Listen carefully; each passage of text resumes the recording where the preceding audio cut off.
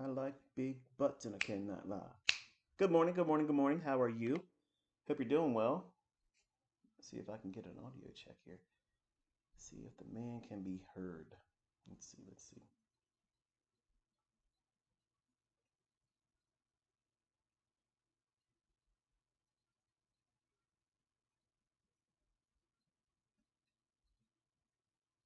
I don't see my stream, actually.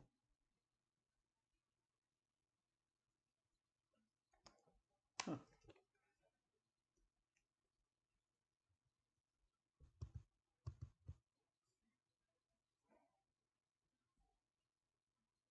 I can't see it or hear it from my side. So I'm going to check Twitter. And if you guys can give me a audio check, just give me 5 by 5 if you can hear me. And if I get that from you all, that means I can begin to bloviate.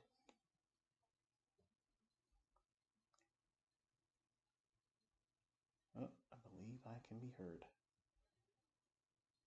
All right. Again, good morning. Good morning. I don't know why the volume is low. You're going to have to turn your volume up and listen to me with headphones on. I'm not sure what's going on. I think YouTube's trying to keep you from learning. They better crank it up. They're going to make money. All right. So,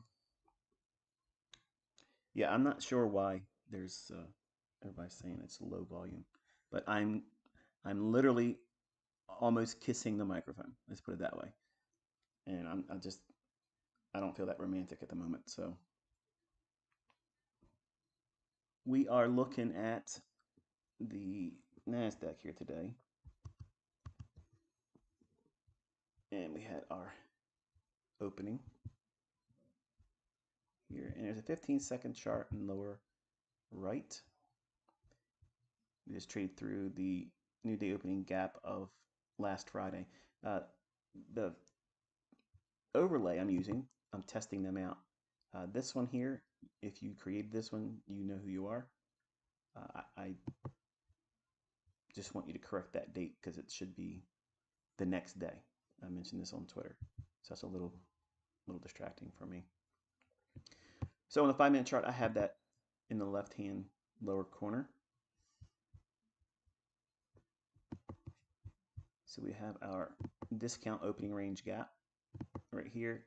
Midpoint is right there. It just so happens to be an old new day opening gap low in close proximity to that.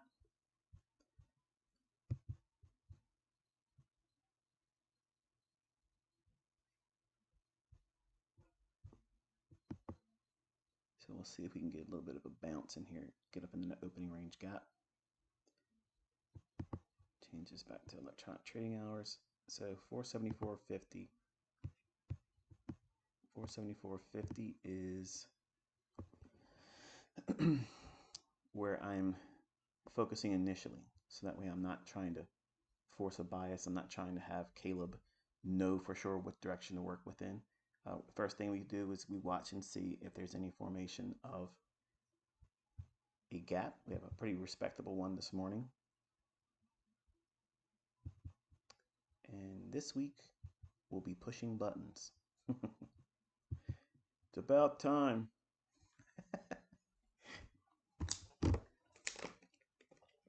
Daniel's getting ready to cuss me again. I still hear your water bottle. You're not drinking from the Yeti? I'm not used to having it, so I forget about it.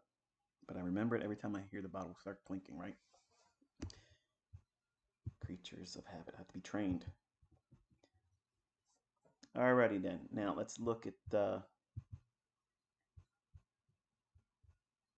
1-minute chart here. I'm waiting to see if we get a fair value gap there. Again, the first few minutes of trading, let them have it. Let them do whatever they want to do with it. Whatever range they create, whatever expansion, whatever reversal, whatever is going to happen is going to happen. Jumping in it, trying to predict what you should be trying to do without looking at price first, a little foolish.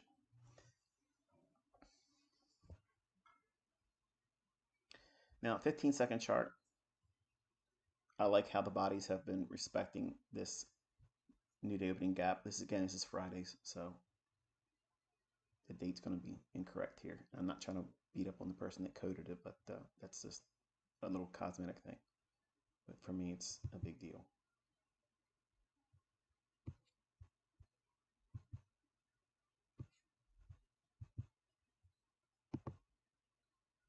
It's got an hourly chart.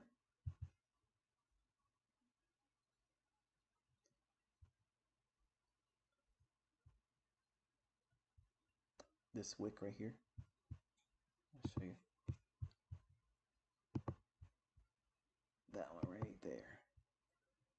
Watch the 334.5 level. If we can go down there and touch that.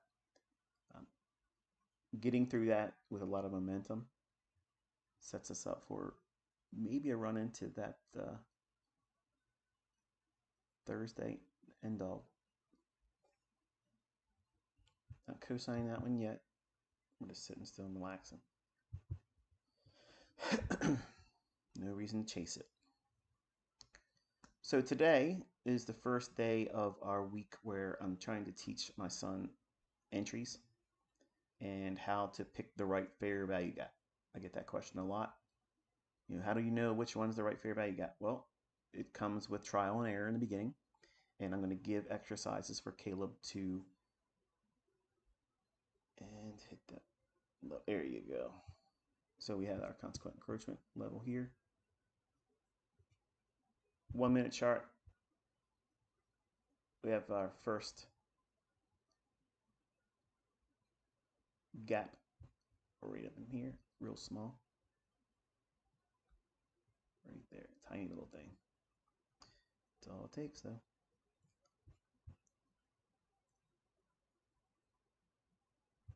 So big give back today. There's the a medium impact news driver came out 8:30. I could care less about the data in it. I don't worry about those numbers. I'm going to trust what the price is doing more than what the data is, because the data is always fluffed. If the market doesn't go where the data would indicate based on everybody else's opinion of it, for instance, if the data is supposed to be good for the economy or good for the market, and the market goes the other way, then they'll just say, well, it was priced in, but they didn't give you a report saying it's already priced in. So they're always going to explain it the way. So it just might as well just look at price and see what's going to happen around the open. So far, we had a really good gap opening lower. Go back to regular trading hours. On the 5 minute chart. Don't want to do that.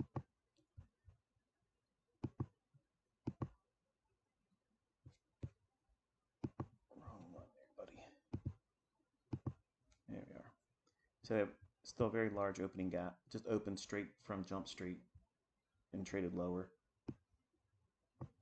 The sell side below here and that wick, that red level right here, that's this wick on the hourly chart, upper left-hand corner chart.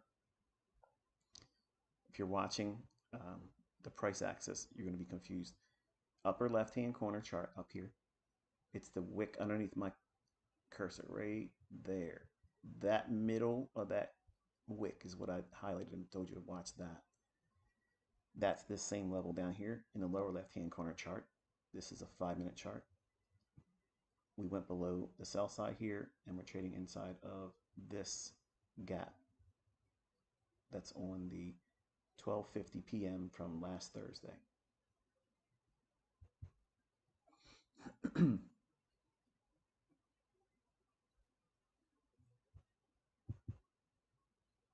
And there's the opening range gap on the 15-second chart.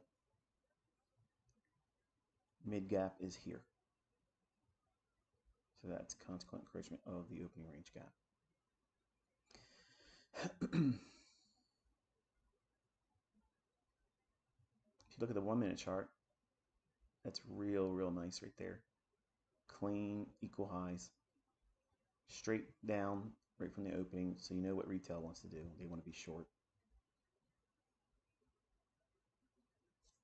And we have a new day opening gap low here. close to that mid gap.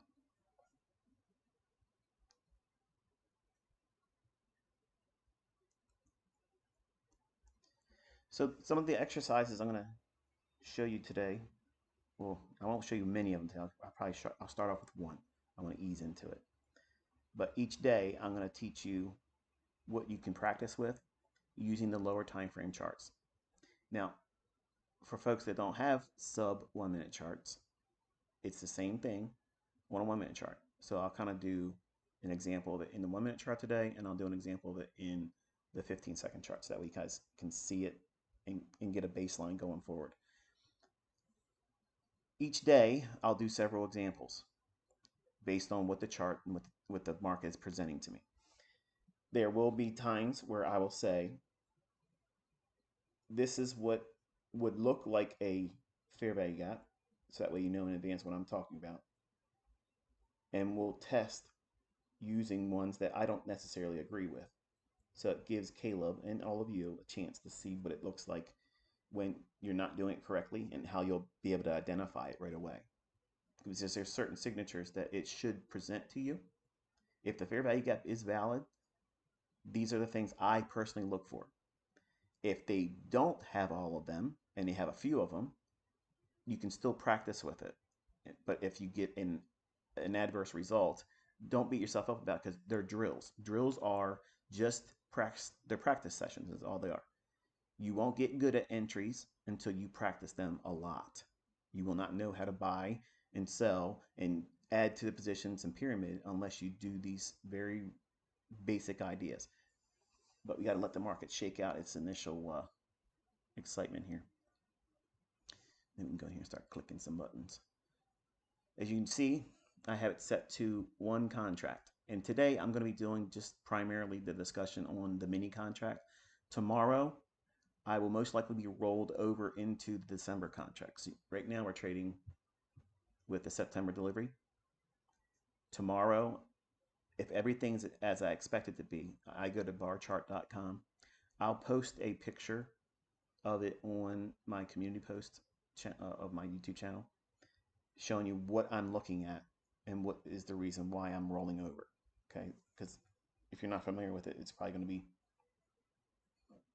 unclear to you, what I'm referring to. So I'm going to show you what it looks like and how I determine when I'm going to roll over. Most everybody else is waiting for their favorite live streamer or the person that they like to follow on social media when they say the rollover. I'm looking for specific numbers to tell me when I'm going to stop worrying about the September contract or what is considered the nearby contract, and I'm going to trade the next month out, which in this case is December. And the symbol for that, if you want to have that handy, it's going to be NQZ, as in zipper 2024. Z is the contract delivery month code for December.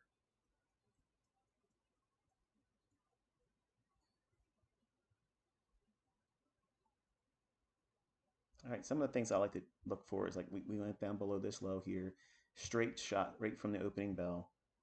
We have all these wicks in here. And generally, even if it is inside of this SIBI here, folks will look at that and think that that's something to go short on. I like the fact that it went down into that volume imbalance right here on the 1 minute chart with this candlestick here. And now I want to see, does it want to go higher to reach back up into end dog here and then maybe get up into the buy side there and see if we can get to mid gap, which is consequent crushing that red level up here. I got a little too many lines on the chart for my liking, so let me clean up.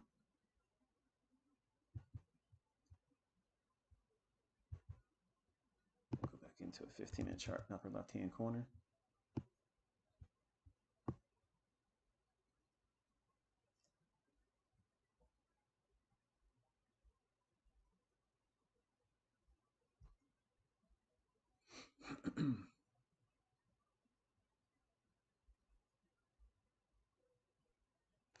So when I'm coaching Caleb and when I'm trying to teach students, when I used to do one-on-one sessions, I do not teach one-on-one sessions anymore. I did that in the 90s. But what I would do is I would give the ideas of what I want to see in price. that would either frame a setup. For instance, if we make another attempt to go lower, first of all, let's do this first. Let's cancel that out. I already outlined that I want to see it fail with this sell side imbalance, buy side inefficiency. In other words, some of you, I'm going to maximize just this chart for right now, okay?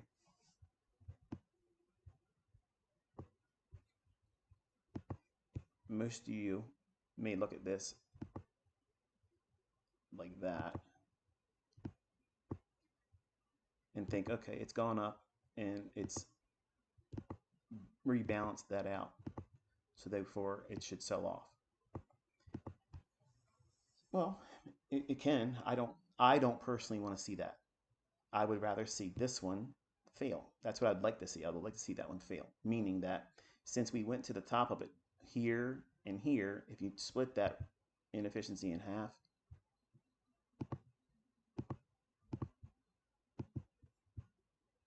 I want to see it stay in the upper half. If it has any retracements, I don't want to see it go back in the lower half. Okay, so right away we're talking about how to look for fair value gaps that shouldn't be viewed as a shorting opportunity, because you would have been stopped or very close to being stopped out already. Because the rules are whatever the fair value gap is that has the imbalance candle, there's always three, okay? There's three candles that make a fair value gap. Your eye is being trained, Caleb. For the most part, he can see these, but they're not always jumping out at him, because especially if there's multiple fair value gaps, okay, or what would be considered visually representing a fair value gap. Like he would look at this one and he would look at this one. And if there's multiple ones, it's like, which one do you use? It's the same questions that all of you are leaving in my comment section, the same ones that my private students sometimes they'll ask me. It's you want a nuts to bolts. This is what you're doing. That's what we're covering this week. Okay. The whole week is going to be specific to that. But you have to let me talk about the details, okay? Because it's not just one sentence. There's going to be variations to certain things. That way, when you write them down, when you take screenshots, every time I draw attention, like I mentioned this one here, you should already have that screenshot. Let me get this out of the way. That should be screenshotted right there, okay? So some of you saw this one right here, and maybe you did take the short in here. And if you would have used the rules that a valid fair value gap employs, the stop loss would be above the number 2 candle in the 3 candlestick formation that makes a fair value gap. So if we look at it like this,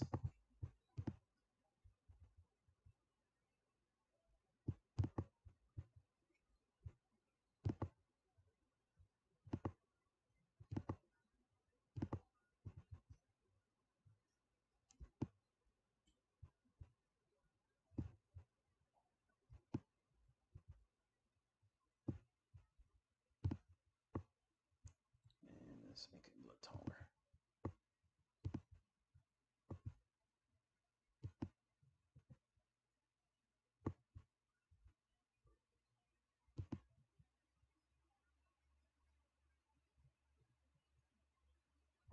Okay. 1 candle, 2, and 3. If the market has moved lower, this candlestick in the middle, that is your kind of like your trigger candle. That's the one you're watching to see stay open. This is number 1 candle. This is number 2 candle. Number 2 candle is where your stop loss is. That's your, if you're really trying to use the most leverage, not that that's something you should be encouraged to hear. I'm not trying to encourage you to over leverage, but if you're going to be using maximum leverage, you're placing your stop loss right there. The conservative stop, where you're not over leveraging, where you're a 1 contract trader and you're just not trying to push it too hard and you like to be comfortable in your trade, you don't be scared out, you don't be worrying about too much of every fluctuation. The number 1 candle is where your stop loss is. Okay, so right away, we've already cleared the air and removed all the confusion about where stop losses go and what candlestick is the trigger. If the market price is down below here and you're looking for lower prices, even still lower than that, if the market trades up, this candlestick, number 3, this is your entry. that candlestick's high, or one tick below it. If you're absolutely 100% certain that you believe strongly that it's going to drop, I will use a one tick below that candlestick's high. Now, you can do something like this. Don't worry, there's plenty of fair value gaps for me to trade off of. Just focus here first. We have to lay the groundwork. You'll see me pushing buttons today. Just sit your fucking ass still. The low and the high, that is your consequent encroachment of this hypothetical fair value gap. Okay? So this to this candlestick's high, that's your sweet spot. In a perfect world, if all things being perfect,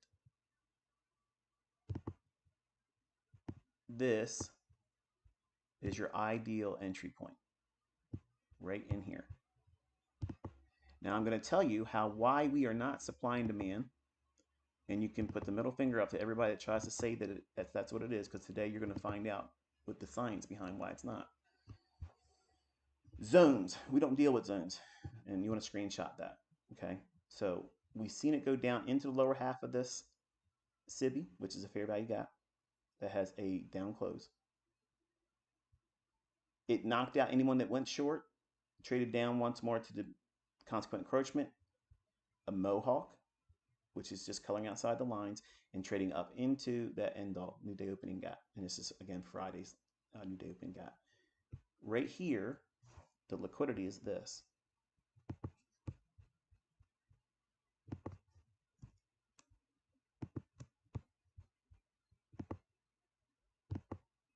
That's your buy side.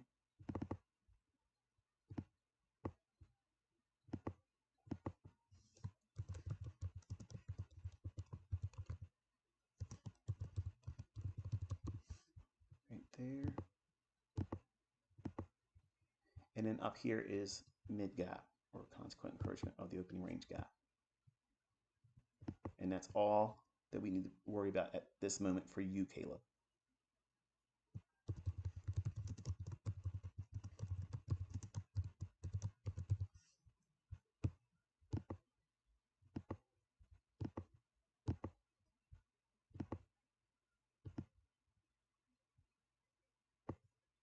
Okay, so we have a small little gap in here. Notice it's over here. It's the same thing, just going lower. So we have a fair value gap there, and we have a fair value gap right there. This, to me, isolates all this price action. So I view this as a balanced price range. I would prefer it not to see that fill in. It doesn't mean if it goes down and fills it and touches this candlestick's high or the small little volume bounce that has to be included. Like if you're drawing this fair value gap here, you can't just use the wick to wick like that. That's not valid.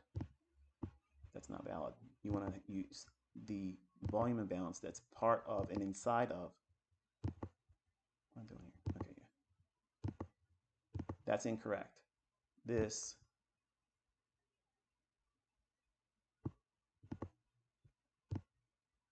that's valid because you're taking in consideration that the difference between the two bodies that they are not touching. So you have to have all the way down to the previous candle, or number one candle in this case, which is the opposite of this. Okay, so we want to see it trade above the end dog, come back down. It can use the top or the midpoint of that, spring from that up into the minor buy side, maybe hopefully accelerate and reach into that mid gap.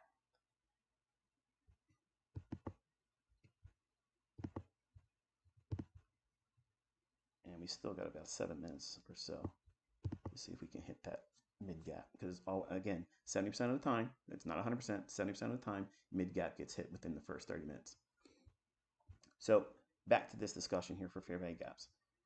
We're not supply and demand. We don't trade in zones. So since number 3 candle, that is your entry candle. Number 2 candle is your framing of the fair value gap. What's the part that's the area where price should come back and revisit it? It's the candle that has no previous candles low touching the next candle after. In other words, in a perfect world, this candlestick should touch this candlestick and have a bridge between those two price points. But as we see here, it's being shown with just one candlestick. So it's one pass through or single delivery between this candlestick's low to where this candle makes its high. So as soon as the next candle, number 4, opens, you have a valid reason to anticipate a return back up into that fair value gap. It may not do so. It may just keep on dropping down. If it does, just let it do it. Don't worry about it, because your focus rather should be in the mid part of the gap that is framed by this candlestick's low and this candlestick's high. And if you drop a fib on it, same thing is accomplished when you put the little horizontal line on your rectangles. When you drop your rectangles in and you go to style, this midline is basically going to give you the same thing that you get when you put a Fibonacci on it and have the 50% level. It's consequent encroachment. It's the midpoint. If we're bearish, the ideal optimal entries are going to be formed at the lower half. Why? Because you want to see that upper half, this level up to this candlestick's low, stay open. You want that to remain open, because if it does, that means you have a very strong probability that you're right and you're going to be on side. And that's a fun thing to be on. And there's signatures that the algorithm signals to you that that's what it's trying to do. And you don't have to worry about it. You're not fearful of it. You're ready to smoke that minor buy side. You're already grinning, aren't you? Thinking, man, this guy's literally teaching what the future holds. Not for everybody. A lot of you guys are going to tap out. You're not going to want to do the work. But why we are not trading in zones? Okay. Well, this looks like a zone, ICT. You're shading this area here. There are specific price levels. This low of that candle number 1 to candle number 3's high. That's what I have a Fibonacci on hypothetically, because these are just candles I drew out. They're not there. The same thing we're going to look at on the actual fair value gaps in price. But this is the stuff that you write down and you draw this out in your notebook, okay? You're welcome, here, get it out of the way. You're welcome to take that screenshot like that and then scribble all of your notes around that. But what you're looking for is, I personally, this is my favorite way of doing it, is if you look at my charts when I'm doing executions, you might see where I'm just a little bit ahead of a fair value gap, or I'm just a little bit ahead of a bearish order block, because I know what I'm looking for. So I want to make sure I get filled, because I'm trying to trade in markets that are very heavy when I'm bearish, or very, very light and more likely to run higher when I'm bullish. So I want to make sure I get filled. I don't like missing my entries. I'm not worried about missing the trade. I have 81 ways to get into that same trade. But the thing is that you are not learning how to trade a zone. There's very specific price levels. And what are they? They're this. It's the high of candle number 3 when you're trading a bearish fair value gap. Look at that buy side. Look at that. Who does it like this? Patrick, you watching? Take notes, brother. So that price right there, if it trades up into that, you can be short. I would be short 1 tick below this candlestick's high. And then if it trades up to the lower quadrant of this gap, I'm adding 1 more. What do you think I'm adding there? That's the 4 contracts.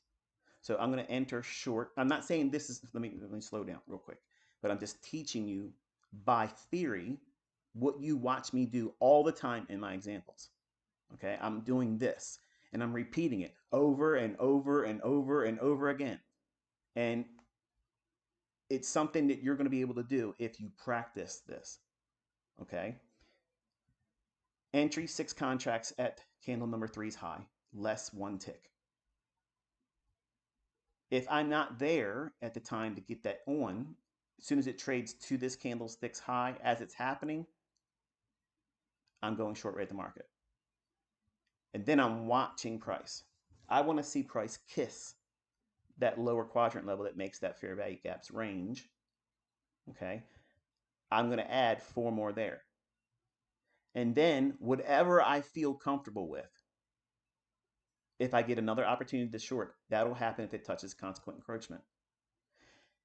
If, and it doesn't always happen, if it trades up in the upper half. In other words, it does this.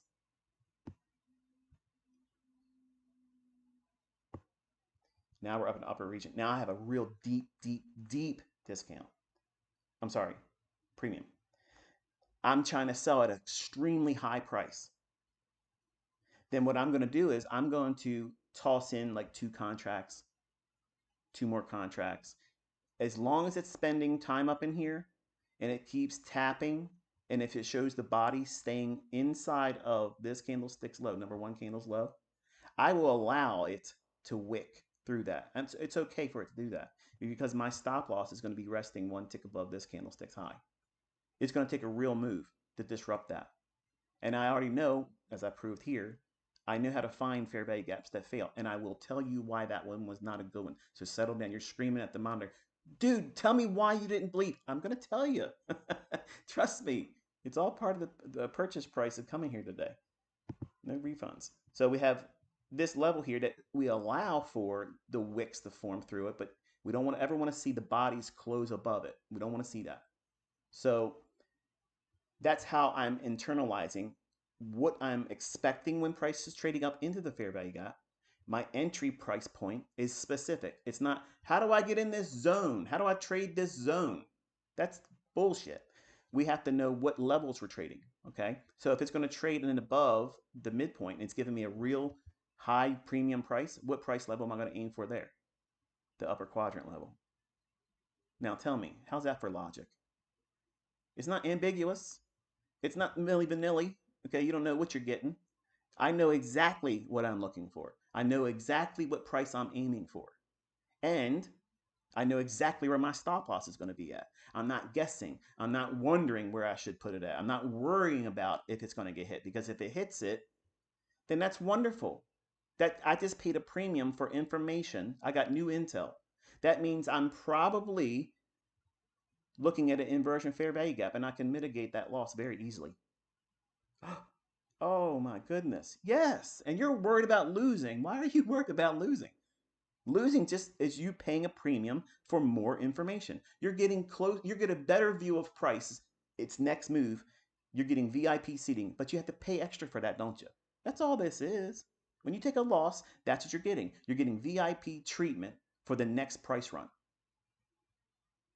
Now, if you get stopped out with retail logic, you're scared. You have no idea what's going on.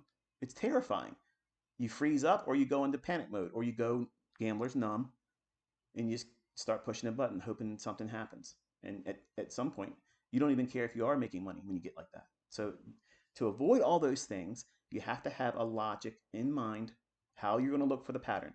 If the pattern is the fair value gap for you, which is I'm pushing that on my son, like I'm almost basically making him only trade with this one, because everything I'm teaching today, this week, and in this entire 2024 mentorship is a foundation for him. He will have the ability to migrate away from the fair value gap if he doesn't want to use it, if he finds something else better. But visually, as a teaching aid, the fair value gap is good. Okay. The first presentation fair value gap right there. Let's highlight that. Every single time I annotate the chart, I got to start looking at the time down here. And if it's about to go to in the 50-second before the change of the minute, I got to wait for that to happen, because every single time I annotate the chart, it jumps. And sometimes if I'm talking too fast, the I won't notice it. And then my chart won't be like it's supposed to be. And it makes me angry later on when I see what my chart looks like. All right. I want to get that midline off. It's not what I want right here. Okay, so here's first presentation fair value gap. So now we know the prices. We know how we're going to build in pyramided positions. If I'm not saying you should do this, if you're first time trying to learn how to do this, do not try to pyramid, please. Don't try to build big positions. Just try to trade one contract and use the easiest low-hanging fruit objective. Entry, that's this one down here. On candle number 3, it's high, -1 tick. Okay, you're going to practice with that. You're going to do it with market orders first. So that way you're going to time it. What this does, it helps you with your anticipatory price reading skills. It's better and it's more efficient and professional to use limit orders. I'm not trying to discourage you. In fact, that's where you should be going with this, but it helps you understand how to time the market and how to read it with your marketing in. When you start trading with your real money, should you ever decide to do that, the only time you should be really doing market orders is just to get out of something that you need to protect your money with. Okay, I'm a strong believer that your exits should be on limits and your entries should be on limits, or on rare occasions buying on a stop or selling on a stop, and as an entry mechanism into it. And you see what that was there? It was a stop hunt below that short-term low. The wick went all the way down. Look where the body stopped, above first presented fair value gap. Mid gap still is on the table. So low hanging fruit entry pricing for a one contract micro NASDAQ, micro E-mini S&P. You're not trading the mini. So the micro, it's $5 per handle or point for the ES if you're trading that one, or $2 per handle or point for the NASDAQ. A mini is $20 per handle. So there's the difference, okay? When you're learning, Caleb, you're going to be executing on the micro. It's not about the money. It's about the process of simply following the rules and desensitizing yourself. It does not take long for everyone else that's listening. You're all thinking, I want to go into the mini. I need to trade 5 contracts on my funded account. Don't do that, because you're not equipping yourself to trust what it is that you'll eventually live by. It's a very boring process. But if you make it exciting or terrifying, because it's going to be either or when you're trading with the monetized result, you're not going to learn correctly. You're not going to learn. You're going to learn to be fearful of the outcome because you're doing it with a monetized reward or punishment at the end of it, versus you're only going to be tape reading and you're only going to be doing what? One single micro contract in a demo. That's it. And you're going to do that for a little while until you get bored with it. There is no time limit, but it should be at least a month. And right away, I've already lost most of you because you don't want to put that much time into this, just that. But this is how you do it, okay? You have plenty of data to support it. You have plenty of opportunity to practice with it. And you need to desensitize yourself to the outcome by simply doing it every single opportunity you can in the charts live. And by doing that, it strips away all the fear and it takes away the rush. I gotta do it right now, make money. Because once you know what you're doing and what you're looking for, you're gonna find that they're always there every single day. And there's no reason for you to feel like I gotta be trading today. I gotta get online right now. I can't miss trading today. Or if something happens and it prevented you from getting in front of the charts, Caleb, you don't have this impulse that, of feeling regret or just not being able to keep up with everybody else, which is something that's synonymous in my group where new students come in, they feel like they got to catch up, right? I got to keep up with everybody else. No, you don't. So I'm going to show you the reverse real quick, and then we'll get into what you're here for. All right, let's do it like this, do it like this, do it like that.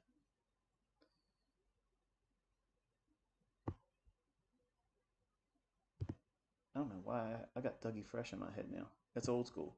What do you know about that, ICT? What do you know about that, bro? All right, so this would be accomplished by taking candlestick number 1's high, the candlestick number 3's low, and then this would be on candle number 3's low as the buy, and change that to blue. Alrighty, so same idea, just in reverse. When you're expecting the market to go up some higher price, okay, and you're watching price deliver, and you see 3 candles. One candle's moved and delivered price. The second one delivers price higher. That's key, okay? Then the third candlestick trades higher than number two's candle, but number three's candle's low does not touch or overlap with candlestick number one's high. That candlestick number two in the middle, that is your trigger candle. That is your fair value gap. If you're long or looking to go long in that instance, you're going to use this candlestick number three's low plus one tick. That's my entry. That's how ICT enters it.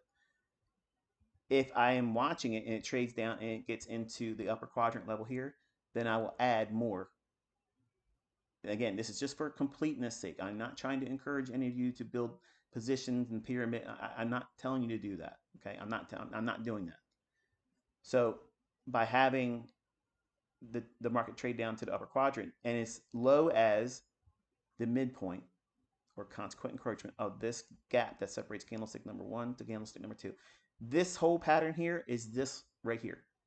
This is candlestick number one, candlestick number two in the middle that's shaded with the blue box around it, and this is candlestick number three, this one. Okay, so in a full diagram, it's that candlestick right there is this one. So if we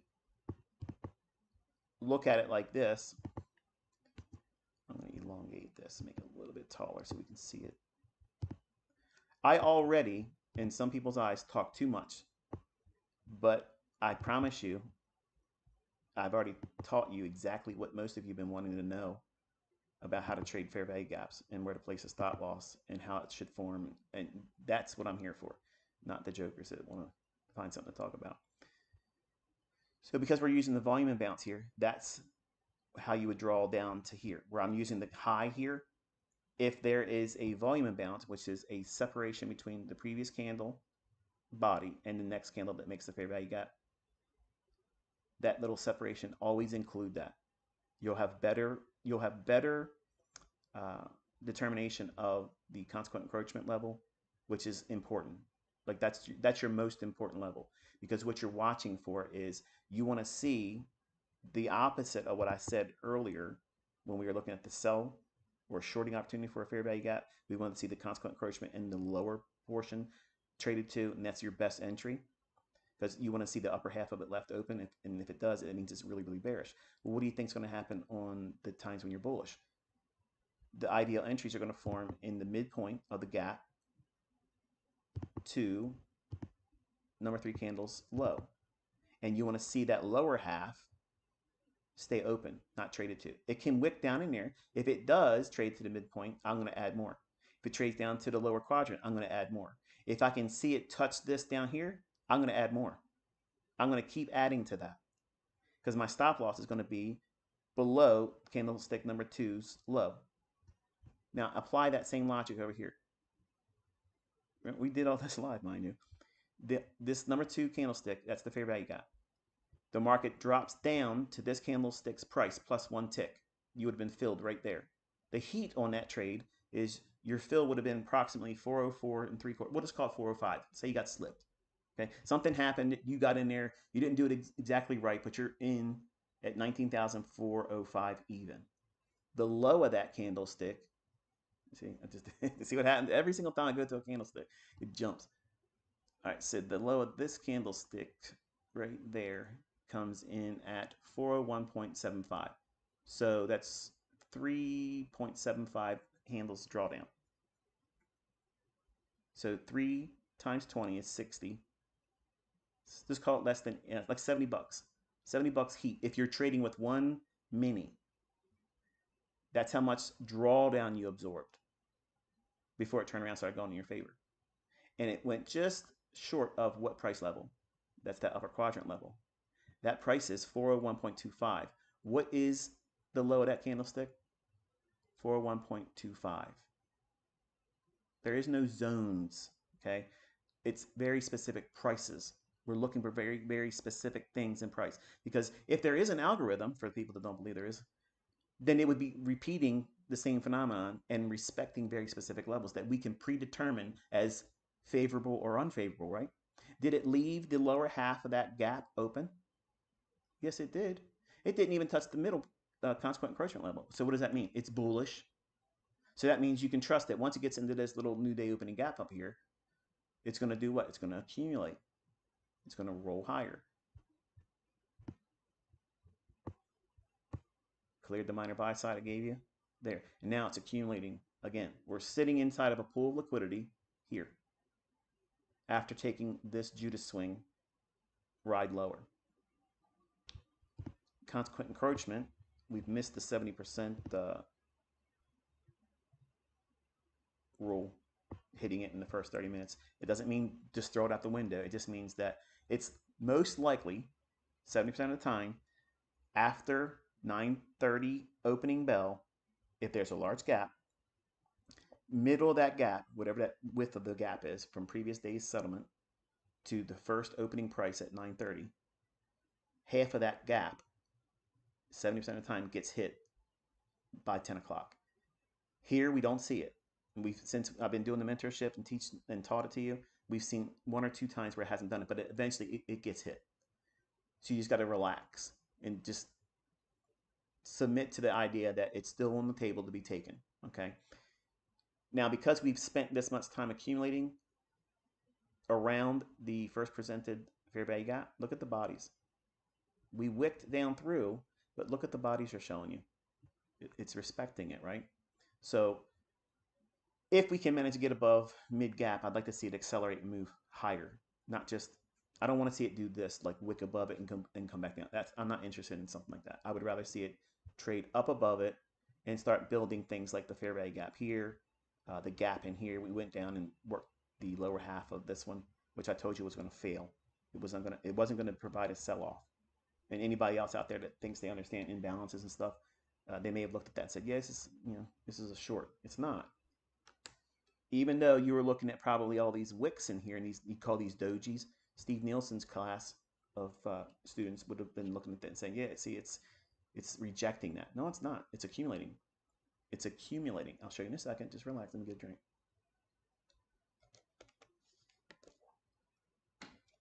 Let me go real quick over here so I can get rid of this diagram. The entries, my entry for a bullish fair value gap is I'm one tick one tick entering above number 3 candles low. And if I don't find a way to get in like that, like say I miss it or I'm doing something, my wife gets my attention, my dogs got out like this morning. I had to make sure my wife could get Scout in because she's a little unruly. She's like the brat. Something keeps me from getting in the trade at that very moment. I would rather have gotten into it if I was watching the chart. And say the market is now just below it. As soon as I see it like that, I'm in it like that. I'm not messing around with it. I'm just marketing it. I need to be in there because that's what I'm looking for. Now, that might sound like, oh, you're rushing to get money. No, I'm rushing to get in something I already would have been in. It's not like I'm chasing where it's going up already. It's offering me a better price that I was willing to pay for a buy, but I just wasn't there to capture that buy. So now I have the wonderful opportunity of getting it at a deeper discount. So I'm going to go and rate at the market. If it can touch the upper quadrant, I'll buy that too. If it touches the consequent encroachment, I'll buy that too. Anything less than that, I'm going to do 1 or 2 contracts. That's all I'm going to do. Because I don't want to build it bigger. Because down here in the lower half, I don't want to see it spend a lot of time down there, if it does that at all. The ideal scenario is when price is up here and you expect it to drop down because you think it's going to go up into a longer, higher time frame target. Just use this example right here because this is exactly what we're diagramming there in that little hand-drawn version of it. Take this off for a second so you can see. So this here is this. Trying to draw where the button snap to the magnet draws the little drawing things, makes them jump to it. There we are. So in an ideal scenario, this is what this is. Candlestick number 1 is this candlestick right here. That's candlestick number 1 right there. That green candle. Candlestick number 2, which is the fair value gap candle, that's this one. And candlestick number 3 over here, that's this one. So that candlestick low plus 1 tick, in that case it would be 19,404.25. That's where I would be entering. That's all I got to get in. I got to get in there. And I don't care that I'm going to have a little bit of drawdown in this because my belief is I'm not going to see likely any movement into the lower half of that fair value gap. See what I'm saying? Like Chris Laurie doesn't teach this. And everybody thinks that I'm rebranding that stuff. I made a facetious comment on Twitter this morning. I said, I just brushed up on some trading books and I got some new things I can rename. And that was sarcasm, clearly. Okay, but people have common sense. But there's nothing being repackaged here. There's no school of thought out there that tells you to look at candlesticks like I'm teaching you and expect them to stay open. That's never been a thing in anybody's discipline. It's never been there. But I'm telling you, that's what the algorithm does. There's a thing that goes on behind the scenes that I'm not going to tell you that, but visually you can see when it's doing it a lot of times. Now, there are other times when it's doing it, you can't see it in price action.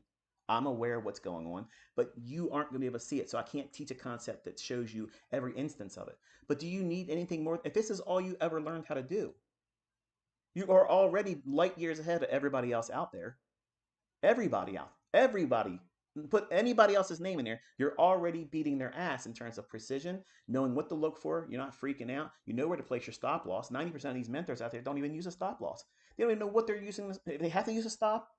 They're scared to death of it getting hit. I'm not afraid of that.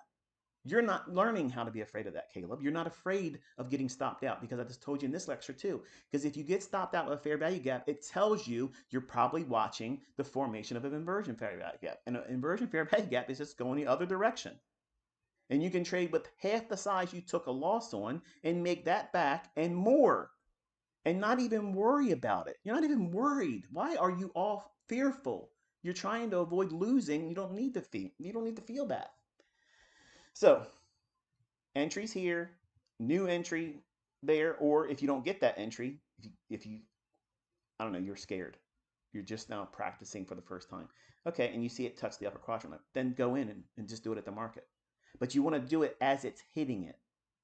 When price is dropping into this level, in this halfway point of the gap that measures number one candle's high, number number three candle's low, that range, half of that, everything from this price point, the midpoint, which would in this case would be 19,365 and a quarter, to 19,378 even. Anything in that range is fair game to be a buyer, but not just any old price. Look at the quadrants. When you're grading an inefficiency or you grade a wick, like I'm teaching you, there's a rhyme and a reason to what I'm teaching you. It's not just, well, we're just ambiguously, any level is going to eventually get hit. That's the assholes version of what I'm doing. They'll say he has an excuse for anything. No, I have a science behind what I'm doing. I know exactly what I'm doing. I'm not winging it. Everything holds up, and I'm never changing the logic. I'm actually bringing you more depth and more precision elements to what it is that I do, and you're not entitled to it. So the best buys are in that upper half of that fair value gap because we want to see this portion in an ideal world, in a perfect world, in an ICT world. You want to see, this guy's arrogant. You want to see this right here. And then I got to take that midline thing off. And I'll get that to pop up. There you go. No, it ain't on there. It's the quadrant level. I'm sorry. So, yeah, ideal scenario is when we get another candle that drops down in this fair value gap, it's the upper half, the blue shaded area, like we have right here in this example. Any candlestick that drops down in there, we don't want to see it spending a lot of time in there. We want to see one, at most two times, better if it's just once, entering it like that. And if it can start to run after going in just the upper half, feel confident that the lower half stays open for your benefit of knowing that you're on side. Now, does that mean you're never going to get stopped out? No, it just means that your confidence should increase and your level of uncertainty or the trepidation that you feel about potentially getting stopped out with your stop loss down here below the fair value gap low, it should be minimized as it moves further and further and further away from the fair value gap. And you see this happening right here. And just look at the other lectures, the live streams. from this playlist in 2024. I'm telling you that fair value gaps and anything that acts like an inefficiency, like a wick. If the wick is going to be bullish, we want to see the upper half of the wick keep price from trading into the lower half of the wick, regardless if the wick is above a candle's body or below a candle's body. It's the same thing.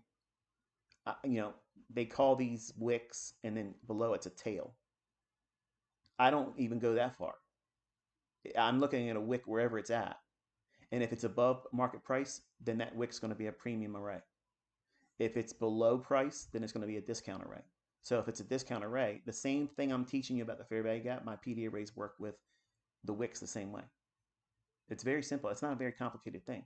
It's complicated if it's the first time you've been introduced to it. And I'll submit that, that's true. But I'm not trying to make something harder to hide it from you. It's just you haven't spent enough time going through lectures and watching me actually do it. So I can take all this mumbo jumbo off now. I'll give you a chance to get a screenshot of that if you want it. You can draw your annotations on it. Okay. So this here is the same thing as this in a real market environment.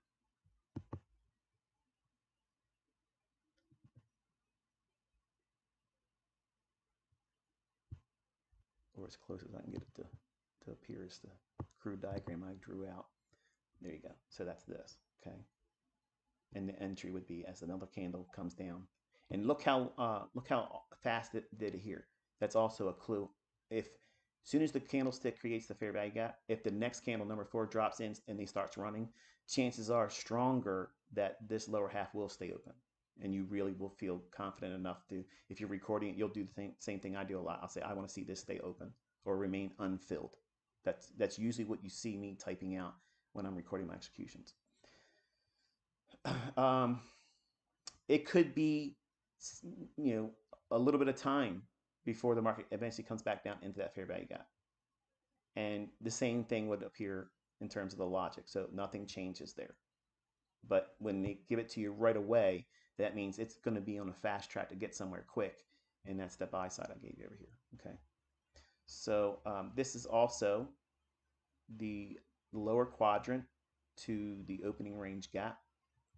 And let's go down to the 5-minute chart real quick. And I'll pull this up. I'll show you what I mean by that. It seems like a whole lot of juggling, but I promise you, it's just because you're first now learning it. Once you do it a few times and you make a general practice every single day, you're doing the same stuff, you'll see it's not hard, it's not complicated. And you'll know what to look for and what you should be focusing on.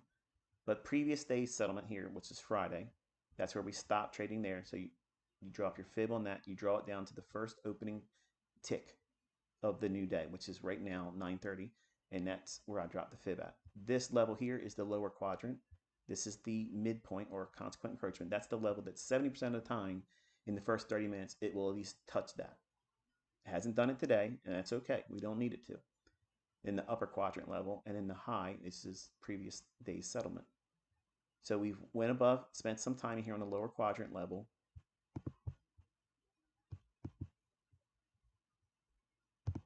So back in the 1-minute chart, that's that lower quadrant level there. Okay, you see what it just went up there and it just hung around in that area. And then broke lower, traded all the way down and through new day opening gap from Friday. Again, that's the wrong date. I hope the gentleman fixes this. This is the first one I ever looked at. I know there's a couple other coders and students of mine that have invited me to take a look at their stuff. I will this week. I just can't do all of them at one time. So I'd like to use this one first. It was the first one in the list of ones that were made available to me. And then here's first presented fair value gap after swiping below that new day opening gap of last Friday. And then trading up into that, then breaking lower, remaining heavy. Now we're back down into this inefficiency. So I'm going to remove this now. Hopefully it's communicated clear enough for you to know what I'm talking about and referring to. If you watch my examples now, you'll understand a little bit more what I was doing at the time of the execution. Alrighty, now let's real quick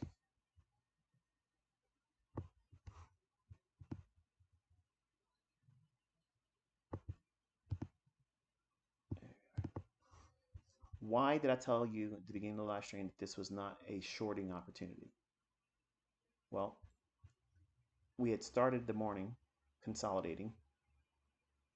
This is electronic trading hours over here, so it's not regular trading hours. So it spent a little bit of time just meandering sideways, and then it broke initially right away. After it had already dropped from previous Friday's settlement price, we had already, if we would have opened back here at 906 or 849, that's significantly lower than Friday's settlement price. So we were already set up to have a big gap opening lower. And then if you have a lower gap opening that's in the cards, and then you watch the 9:30 time window come to pass, and now here at 9:30 we open and they just send it lower, that's a Judas swing. You don't ever want to chase something like that. You're going to give up trading opportunities, and you're going to see people share that they did, oh, look at this, I caught a short. That's wonderful. I'm glad that somebody made money on that. But Caleb, I don't want you thinking you need to do that. Let it run out of steam. Let it run out of gas. It's not important. You're going to capture the trade that makes sense for you and your model. That's all you're trying to do. You're not trying to trade somebody else's model. You're not trying to keep up with somebody else's equity curve. You're not trying to impress dad with doing it faster than you think I think you should do it. I want you to do it at your own pace, slowly, not trying to keep up with the Joneses, not trying to make it heavier. It doesn't need to be heavier lifting than it needs to be, just based on what you have to learn. So don't complicate it. Let the price run. When you start seeing the market create a swing low, this is your swing low right here. What's that? That's a candlestick right there. Lowest candlestick that has a higher low to the right, higher low to the left. And then you, right at that point, at that candlestick's close there, that opening, that's when I'm going back through all of this to look for inefficiencies, to look for order blocks, to look for anything like a short-term high where buy side would rest. Well, there is none of that in this. It's just a one straight shot lower. So that also is characteristic of a Judas swing. It's something fake. They're going to run right back over top of that. If you look at the range that was created on this drop down to that low, where is this inefficiency at? In other words, the thing I have shaded here, below this candlestick's low to this candlestick's high, this one single candlestick right there, that is a fair value gap. It is a SIBI, a sell side imbalance, buy side inefficiency, but it's in the lower half of the price drop from the opening bell at 9:30 to create that swing low. And I seen that as soon as that candlestick closed and this one started trading. I said, okay, this one here is fake. And they rally it up into that, and they give you these little dojis and make you think, wow, it's going to drop. And I told you, nope, it's not going to drop. I'd rather see it trade higher. And once it trades higher, it can come back down in, but stay inside the upper half. We just saw a mohawk right there. That's all we saw there. It didn't go down to the lower half once it left it, which is, that's the inefficiency model that I'm teaching you. That's how you know behind the scenes the algorithm is saying, all right, anybody that knows this information, quote unquote smart money, you're listening to them. They're going to expect that that's not going to trade lower. And then it starts to rally. Once it leaves this inefficiency, you have several things you can look for. A return back into the top of that inefficiency, to treat that as a discount array. In other words, come down, hit it, and repel it higher. I'm going to take this off. Or what do we have in price? What's in this area right here? What do you see? See that big wick? See this inefficiency first. Let me do this real quick with the volume imbalance.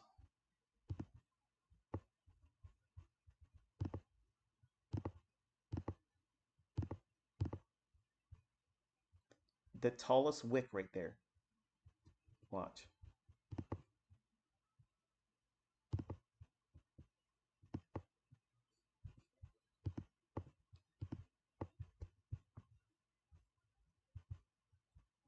This candlestick leaves this inefficiency the way we were looking for it to do it, higher, not lower.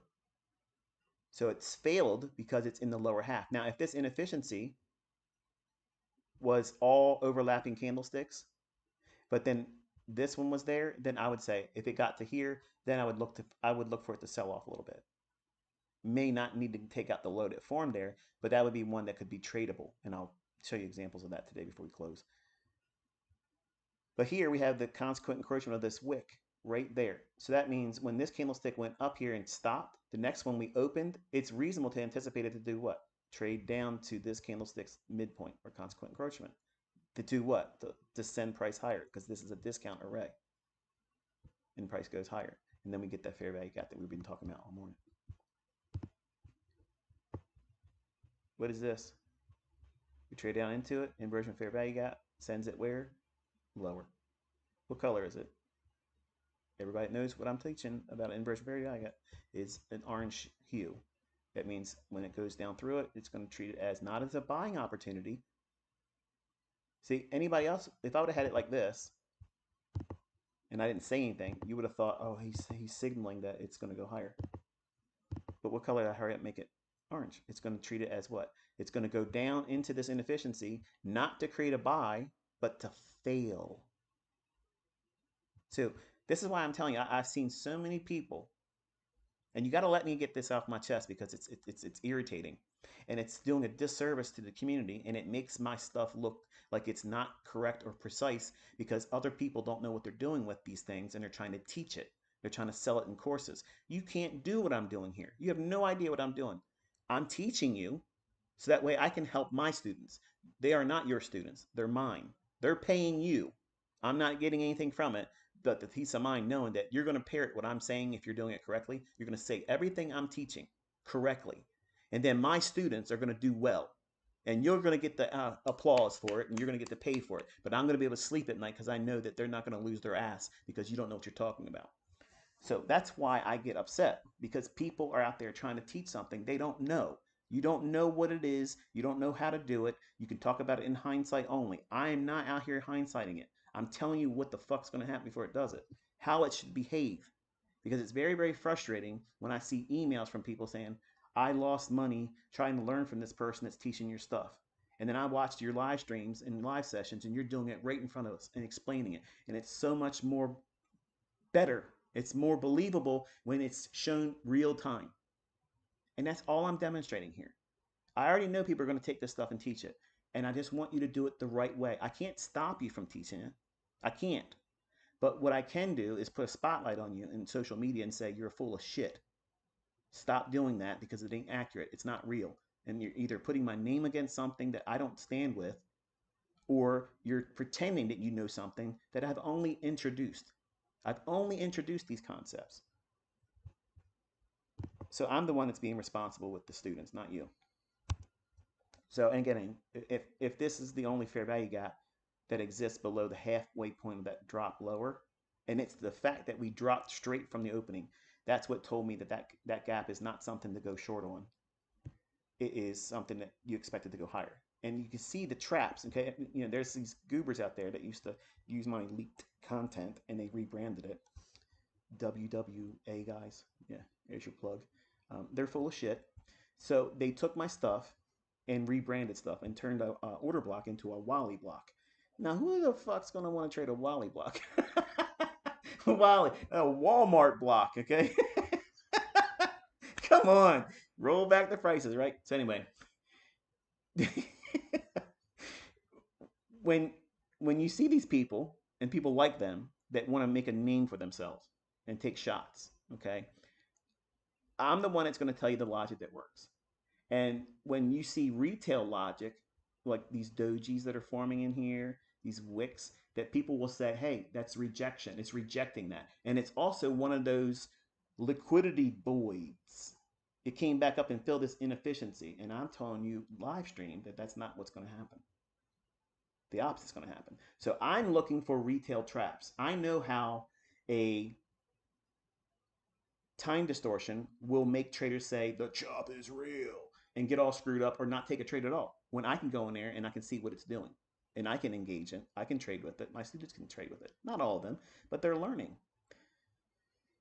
You can see right away why there is a sense of authority when I'm talking and when I'm teaching and when I'm reviewing things that I have authored and I can talk about before it happens because I know I'm talking about and it's my logic.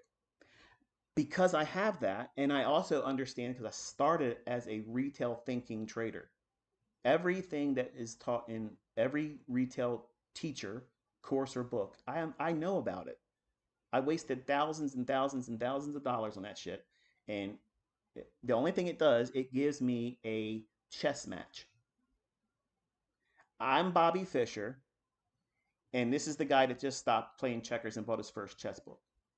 That's the moments I'm looking for, and that's what we were looking at here. When we see these little wicks in here, and everybody else that thinks they understand inefficiencies because it went up there like that, they think it wants to go where? Lower. And I'm telling you the logic is no, because right at 9:30 it dropped initially straight down when we already was expecting a lower gap opening from Friday's settlement price. So it's already going to be opening at a real deep discount price. And then add to it, it opens and sells off. That's the public selling it. They're chasing. They're going to sell short, sell short. And anything that they see as a reason to get short, they're going to take it. And what do? They lay the bait for them. Dojis, inside of an inefficiency. No, thank you. Go ahead and take that cheese. Go ahead. Go for it. Because you're going to get the metal behind your neck. And then I'm going to come over here and tell you it's going to go higher. And I get the cheese and I run away. And I run to the minor buy side in the direction of the halfway point of the opening range gap that need not be filled or delivered to because you have an opportunity to take this trade to the first presented fair value gap. That could be your target. That would have been filled right there. What if that's all you decide to do, Caleb? Is there something wrong with that? No. There's nothing wrong with that. It's actually a low-hanging fruit objective because the draw would be high of day, opening price, buy side, lower quadrant of the opening range gap, mid gap. They're all potential areas where a partial could be taken or any one of them could be your terminus, your end target. So I'm providing you where the market's going to draw to, but you decide how you're going to frame it. Is it going to be the easiest one to get out of and be done? That's what all of you should do. Starting there. The easiest exit point that you can see, that you can comfortably wait for, and get in the easiest first opportunity, low-hanging fruit entry mechanism. And I taught that to you here today, okay? Exiting, you're looking for the easiest exit. If you're expecting it to trade higher here, well, what's the first gap? That's this one here.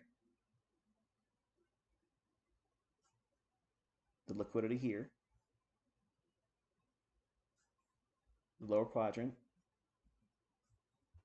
opening range, consequent encroachment, the midpoint of the opening range gap. The difference between Friday settlement price and the opening ticket 9:30 on this candlestick right there.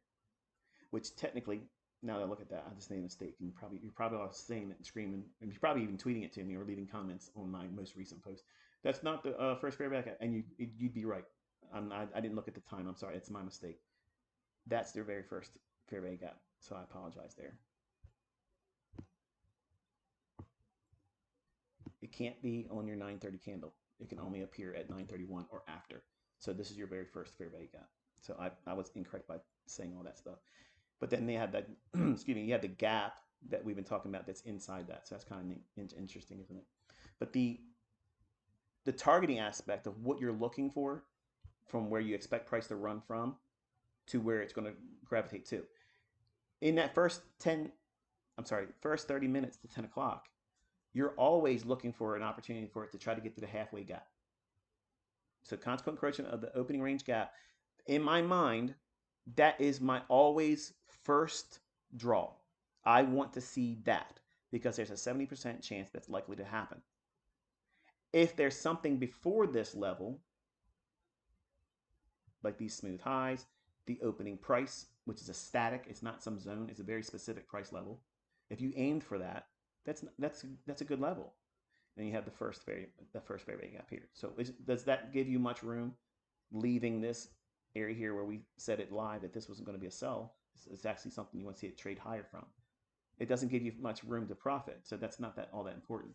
So because we're thinking it's going to go up to opening range gap, how can you use this inefficiency here? If you didn't look at the fair value gap like I outlined it when it was happening, and you were looking at this correctly, because I made the mistake of not recognizing that that was the 930 candle. But I'm teaching as I'm doing it too, so it's a whole lot of things going on, and I'm doing it over a 1 minute chart, so it's not as easy as it looks. And if you think it is, do it. I'd love to watch your live stream. And I promise I won't troll you. The gap in here, this drop down into that fair value gap is also tapping into this gap, which is, if we're expecting it to go higher here, is this gap a sell? No. Why? Because the opening range gap midpoint or consequent encroachment is up here. It's still likely to be traded to. Here, what time is that? It's 9:48. What time is this candlestick when it would have gave you a buy based on everything we've been talking about in this live stream? It's 9:50. What is that? Macro time. 10 minutes to 10 to 10 minutes after 10. That's your macro. It's going to do what? Run to inefficiency or run to liquidity. Okay, well, we know that bias-wise, it's likely to draw up to half of the gap. Some of you, probably a lot of you, are looking at the fact that we didn't get there and you're thinking, it doesn't work, it doesn't work. It's the draw, it's the direction, the first initial draw. How do you know which side of the market to trade on? I'm teaching that. It doesn't need to trade to these levels. 70% of the time is not 100% of the time. So how do you find something that's profitable in that model? If you see this as the first fair value gap, and I didn't even need to frame any of this on that. I was framing on the basis of watching this one form. So it just adds to it that is not necessary. But let's just say that you saw it as the first fair value gap, and we're expecting it to trade up to the opening range gap consequent encroachment midpoint and attack these smooth highs. Well, then you would expect it to trade through this gap here and do what? Find its support, treat it as a discount array, and rally higher. At the time when we were watching it, we were looking at how these candles shared the same space between the two. One was offering it to the downside, one was offering it to the upside. So this is treated as a balanced price range. And the market rallies higher, attacks the buy side, the lower quadrant level of the opening range gap, and then did not trade to opening range gap consequent encroachment. But what did they leave here? What's up here? Now that's primary buy side liquidity.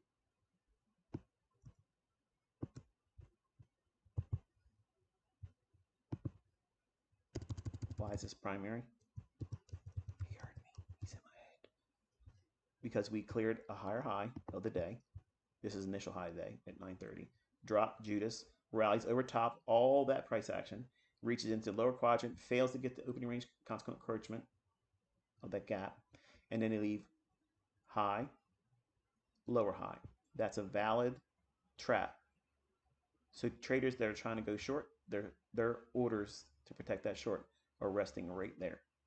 It need not trade to it today, but you have to have that level as a key level until we go through it this week. That's a level that I have in my notepad. Give me a second.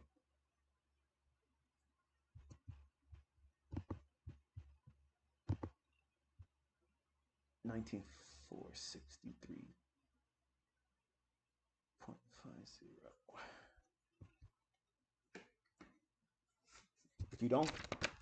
If you don't have a pad, a writing instrument next to you while you're watching price action, you're doing it wrong.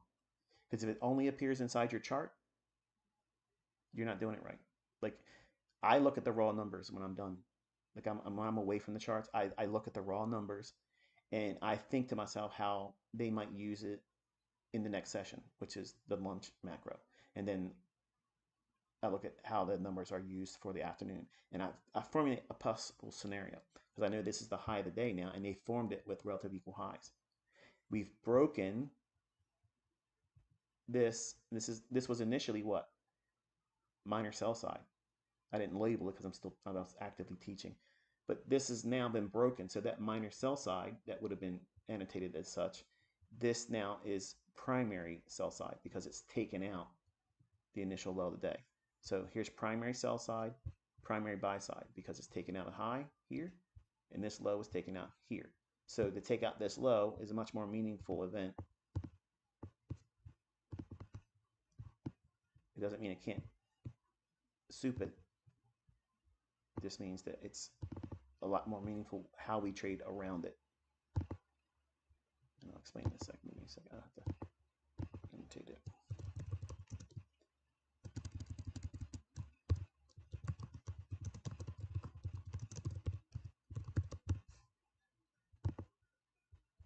Bottom left.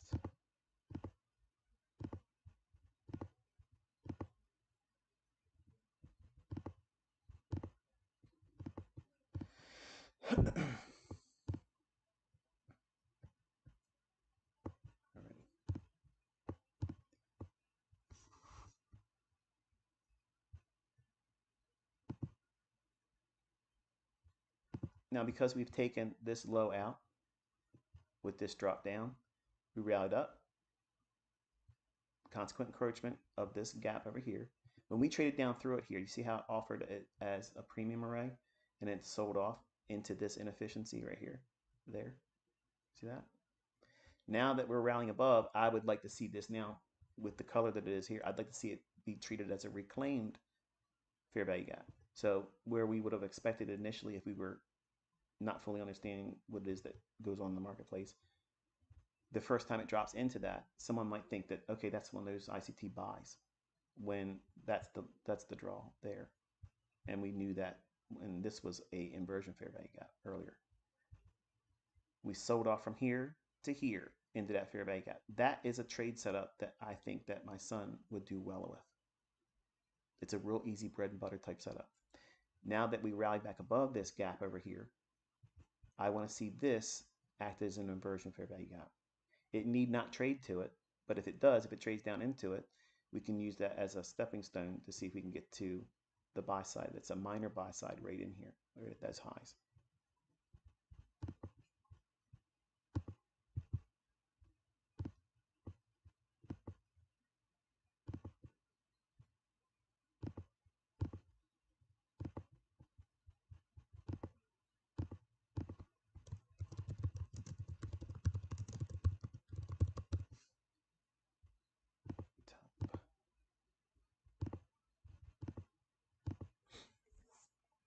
And because you have this inefficiency over here, you want to drag that over too.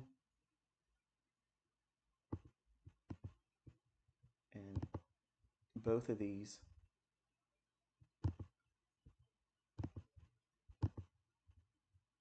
areas in here, I'm going to watch to see if they can find some support at them or inside of them. Or if we quickly run into this down close candle here, this down close candle should not see its halfway point or mean threshold traded to. If it does, it's not good, and that means that most likely we're probably going to go lower and probably trade lower for the duration into the lunch hours. And where we're at right now, I would be more comfortable looking for it to try to trade up into that minor buy side that I have annotated here, because that would be a little stop hunt inside of the run from here down. The only time we've had a stop hunt, we've done it on this little wick. I don't like that. I want to see a bodied swing high, something like this, versus something like that, because we already hit that. We went lower. Excuse me. And then we ride back up. We haven't taken this high out yet, but we're respecting the lower half of this inefficiency. By definition, that's actually indicating that it's weak.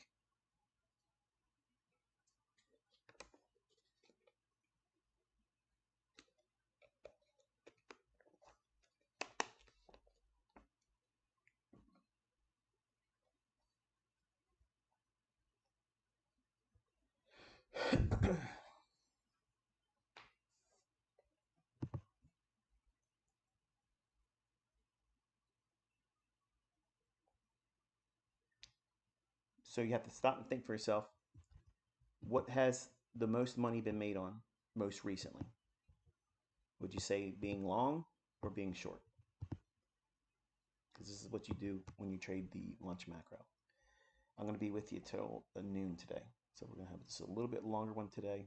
And each day, the rest of the week, it'll be shorter because I'm just going in and taking 1 or 2 setups and then closing the session out. Because that's what I want my son to do. Get in, get his, and go home. So yeah, we went down into half of this gap between this candlestick's high, that candlestick's low, and the bodies just went outside of that inefficiency's low over here. So it's left that lower portion open. So if we can, as soon as we trade above this high here, that cancels all this this inability to move to the upper half up here of this inefficiency. Now I can imagine when I first started talking about this to Caleb, I was thinking this is going to be real easy for me to explain to him. And as I started to explain it, and the deer in headlights look on his face was like, oh, this isn't going to be as easy as I thought it was for you to pick it up. And I started to second guess myself as a teacher for the very reasons of not feeling comfortable reaching for the words I thought were going to be easy for him to grasp and say, oh yeah, I can see that, Dad. And I guess it's me taking light of how long I've been doing it. I naturally think that it should be everybody. If I'm going to sit down with you one-on-one, it should be real easy for you to do it. And it's a little disheartening to see how when I start to do it one-on-one again, it's like it's not as easy as I want it to be for them. And it's because it's my son. I really, really wanted to pick it up easy, and still it requires some work ethic and effort. And first learning the language.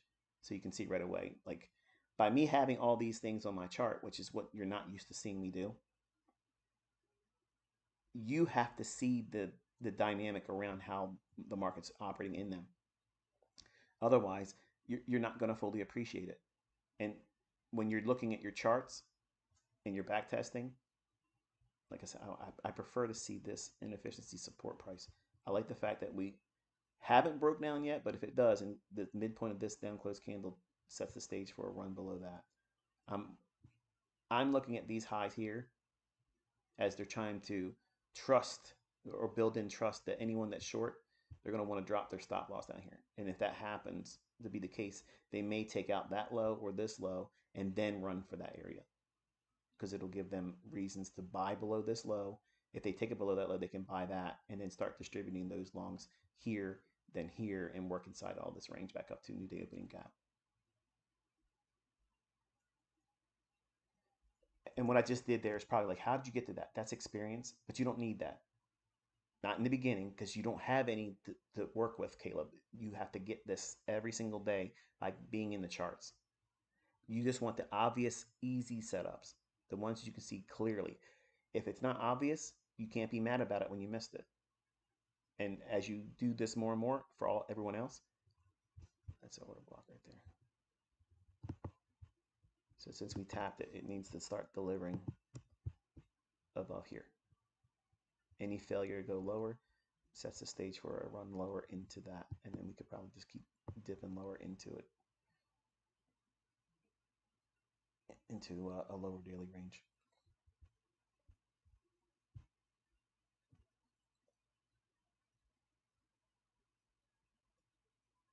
I'll just say, oh yeah, the most obvious runs where the market is clearly in the first 30 minutes, you have a lot of advantage knowing where, if there's a large range gap, that halfway point of that gap is such an easy, just, man, that's like, it's an obvious thing. It's obvious. It doesn't mean you're going to be right every single time trying to trade for it, but if that's where you're going to start with as your foundation, it's going to serve you very, very well. And in this case, you saw that we had the buy side. It went to that lower quadrant, it went to that, and it just fell short of opening range gap consequent encouragement, which is still here. So what I'm looking at is I'm seeing how we left those smooth highs. Mid gap is still up here, hasn't been traded to. We had a really nice short-term low that was priced in quickly. We folded, went lower, took that low out here, failed to go lower there, but we're building this little clean area. This candlestick is to trigger whether or not we see it go higher or not. If it's going to go higher, I don't care about all the mess around here, and I can trade above this area if I want to go long to get this smooth high and consequent encouragement mid gap. If I'm aiming for that, if I'm bullish, that's what I'm aiming for. I don't have anything to do yet. I'm trying to stay with you long enough today to do something. I don't want to close the stream and not have pressed the button. That's what I'm doing. If I would have traded by now and took a trade and showed you where stop would be, where I'd look for it to run to, I would already close the stream out.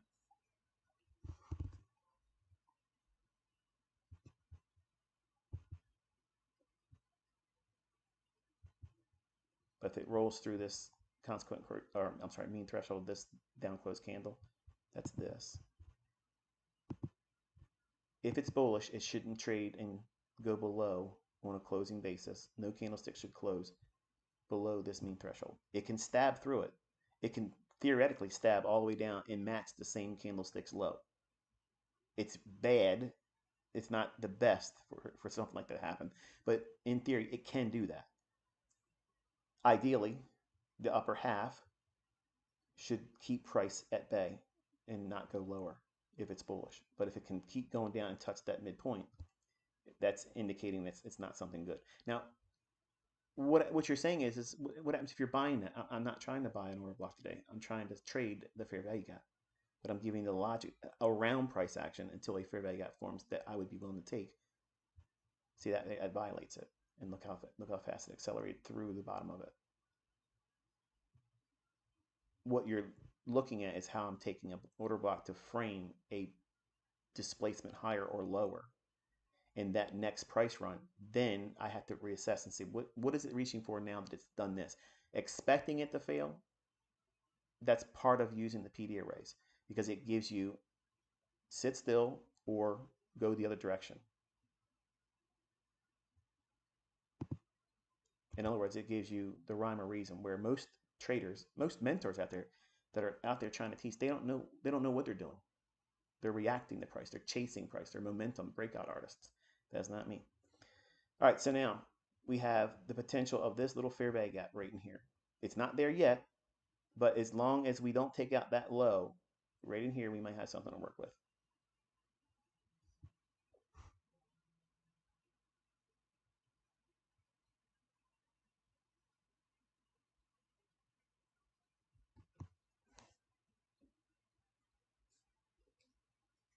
It might not be coming an immediate rebalance.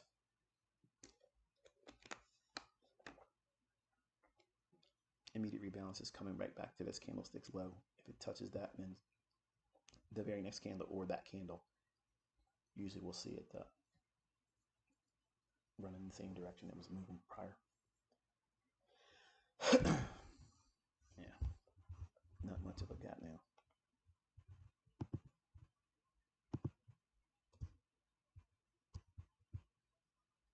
Yeah, I'd consider that immediate rebalance.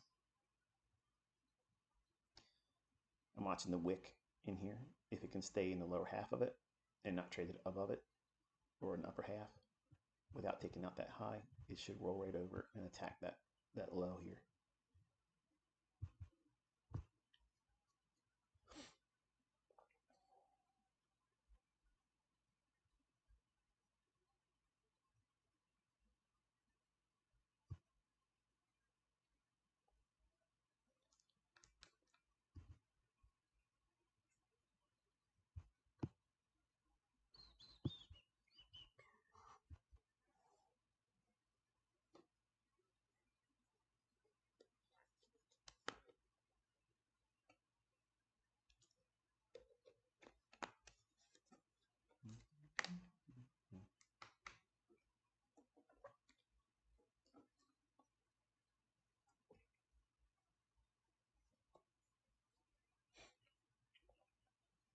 So if you were looking at this candlestick like I was outlining it, if it was going to be bullish, the upper half of that, to the midpoint should be doing what with price? Supporting it. If it trades to its middle point, which is mean threshold, it indicates it's weak. So now what happens when you start trading up into that same range here? It should stay in the lower half of this candlestick and then drop down and attack that sell side right there.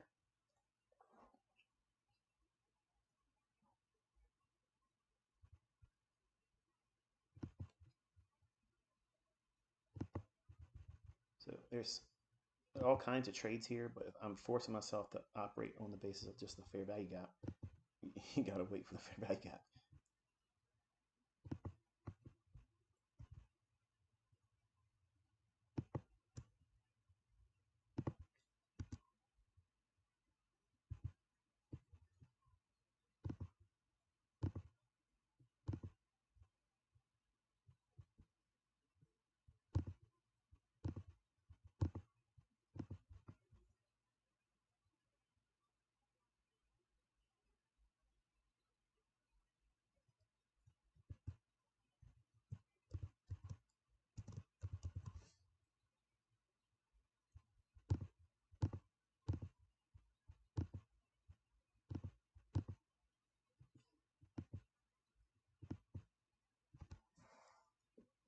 So if you looked at this wick here, that's consequent approaching of that wick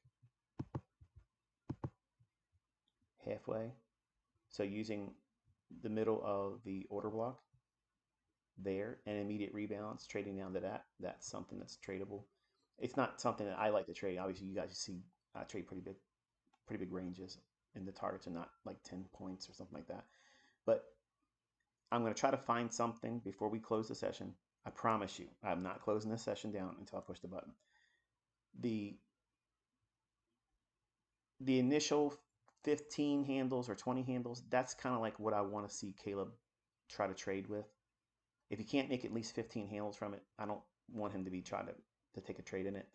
And if we get the formations that I'm outlining for him, I'll explain to you what I'm looking for, why it's viable. Because if it can't make at least 15 handles, that means that 20 handles should be easy to see for my target from where I'm trying to get in at. So from target to the entry, there should be at least 20 handles run in between there. That should afford me the opportunity, or by theory, it should afford him 15 handles as a profit objective.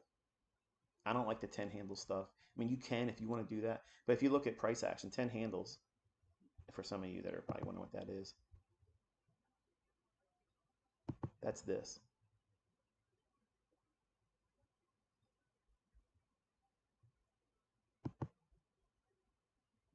That's 10 handles. That's static price action. Like it could just be moving around inside of a small little consolidation and not even going anywhere yet. And that 10 handles, you can get stopped out and be right if you're just trying to trade in, consolidations or time distortion, which is basically what we're seeing here. This is all time distortion, which means you have to sit and wait for them to give you something obvious. And right now it's not obvious, so you wait. So it would need to do something like this. Give me a move that affords me, or him specifically, but while I execute in front of you, it has to give me this much range potential, because I could still probably fancy dance and get 15 handles out of that, and still, even if the trade turns around, I should be able to take 15 out of that. But 10 handles like that, when you have a market that's moving around like this on a day-by-day basis, it's kind of like, it's not worth it. I'm not going to sit in front of the charts just to get something like that, because the risk models that are associated with that in a market like NQ, you have a high degree of probability of getting stopped out with just that much movement against you. And you can still be right in the direction, but you have to afford yourself a measure of risk. And 10 handles for 10 handles, that's not what I want my son to do. Let's just put it that way. So we've taken out the sell side here. Now here's the order block.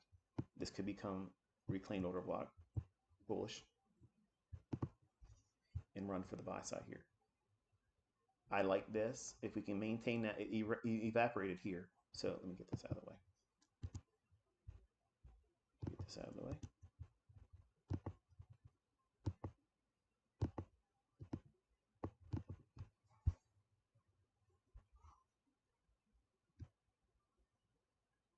All right, so Caleb would have a low that's taken out that low over here. And then we have this low that was taken out here. And we have clean highs, an undelivered half midway between the opening range gap high and low that has not been traded to today. I'm drawing this, the gap's not there. I'm just saying if it closed now we have it.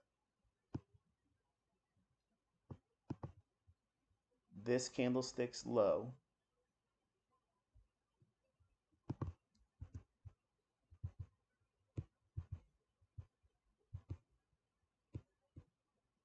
that candlestick's low to these equal highs. That is definitely what? That's enough handles, right?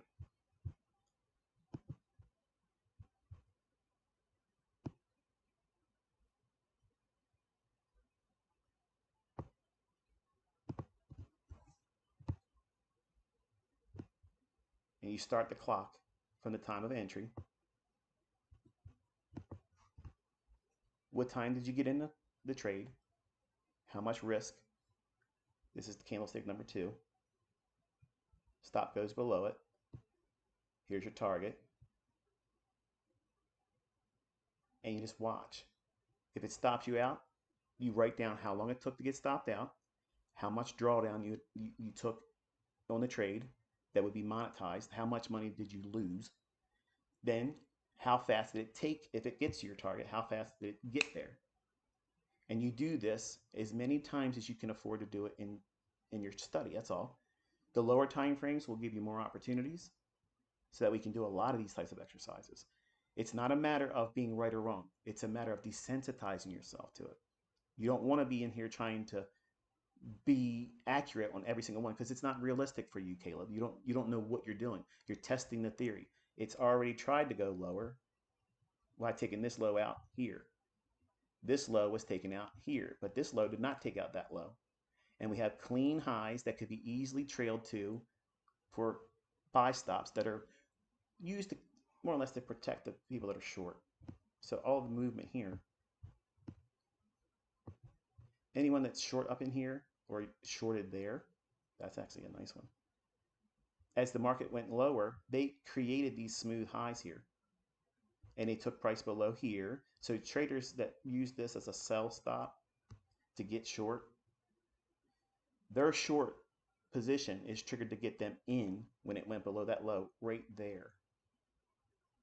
So retail's thinking that it's going to keep going lower because they've watched what? They've watched all this movement go lower. And by having that breakout below to the downside like that, it provides them a trust factor that is, in a lot of ways, it's like bait.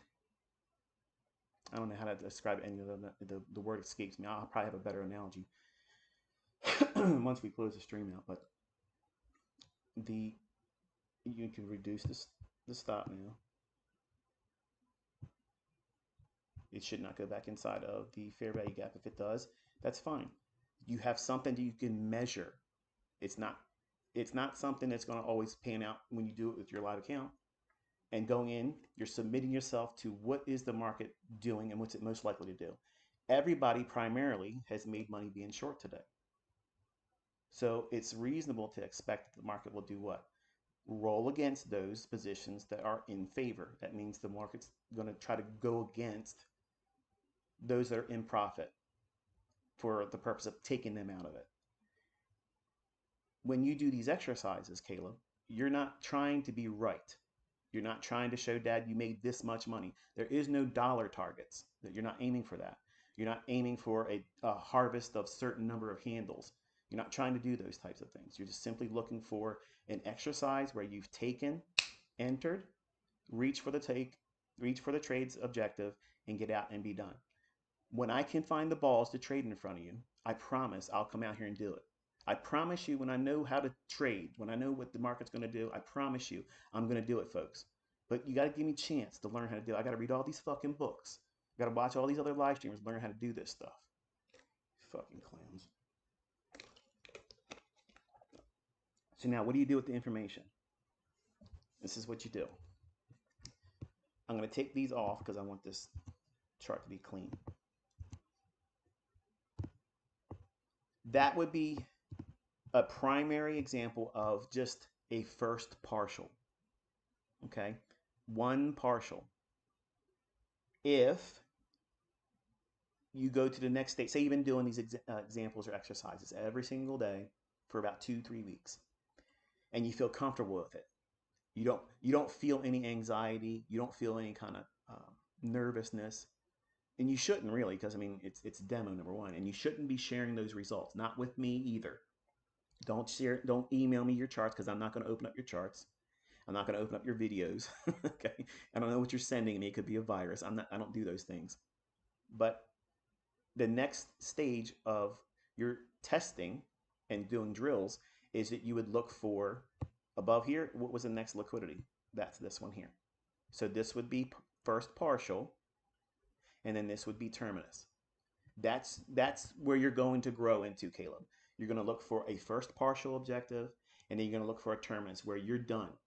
And you don't need it to trade all the way up to that mid gap.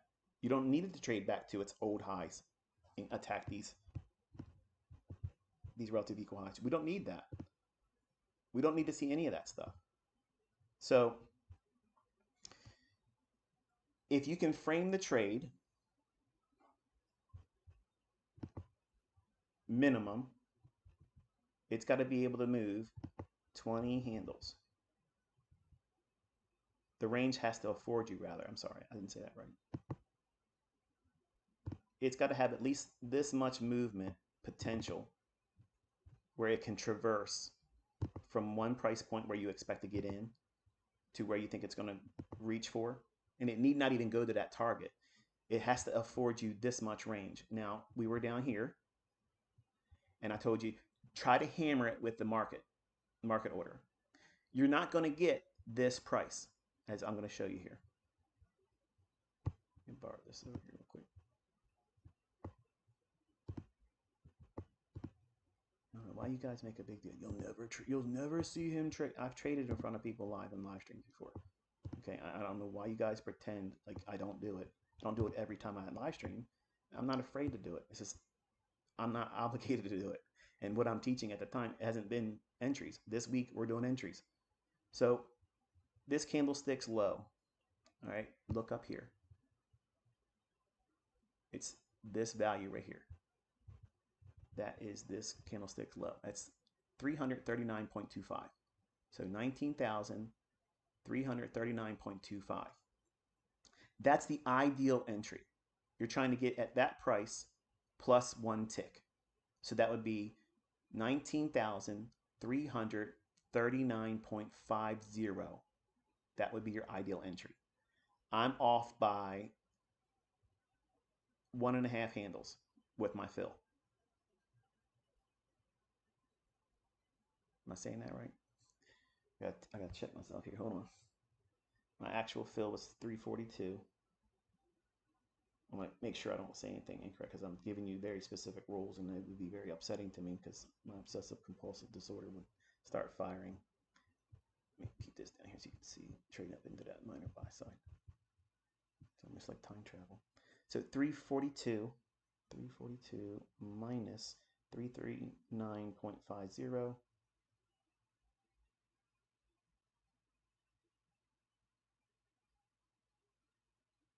$2.5. So 2.5 handles. So that would be times $20. It's $50 in drawdown. Okay. So the trade had $50, or not drawdown, the difference between the actual fill and my target. The trade itself had basically no drawdown. From the time of entry, it literally was just hanging around and then took off. So how can we test that? Like, how can we test the amount of drawdown that we were in? Let me stay here long enough to see that minor buy side hit first.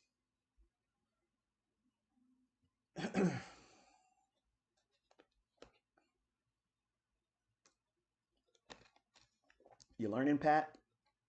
Ready to lose your fucking money?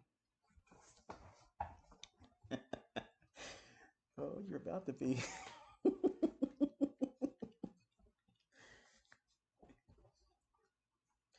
Come on.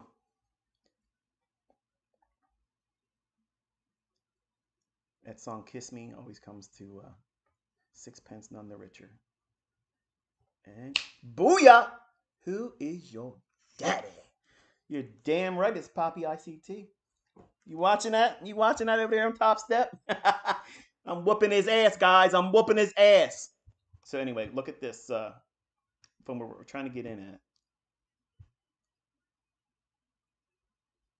Right there. Come on now. There you go.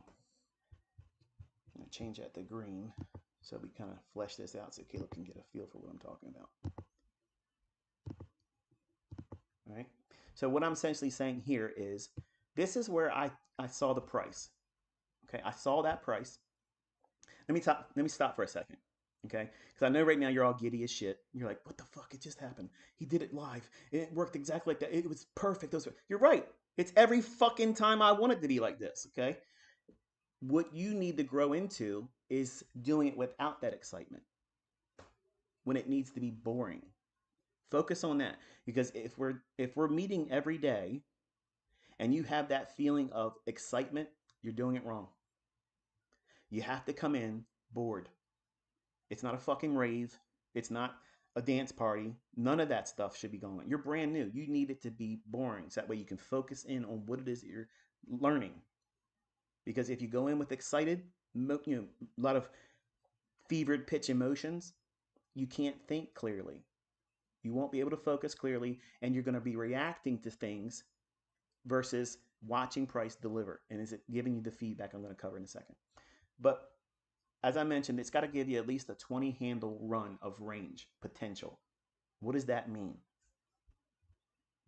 That's when that candlestick closed here, the very next candle, when it opened up right at that price and it started to drop down, I told you that you want to try to hammer it and buy at the market as it hits it, because you want to feel every bit of the emotion.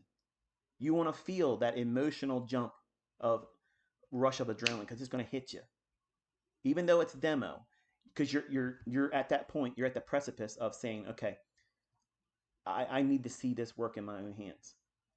And you don't need to see it work in your own hands when you first start. That's the whole point of this week, is to put you in front of the charts and doing these exercises. I'm literally going to pick the wrong ones on purpose, because I want Caleb, when he's watching them, there's only sometimes he can see them. He has certain days off that will afford him to watch it live. Today, he can't watch it live, so he's got to watch this recording after the fact. So I'm going to do the ones I know.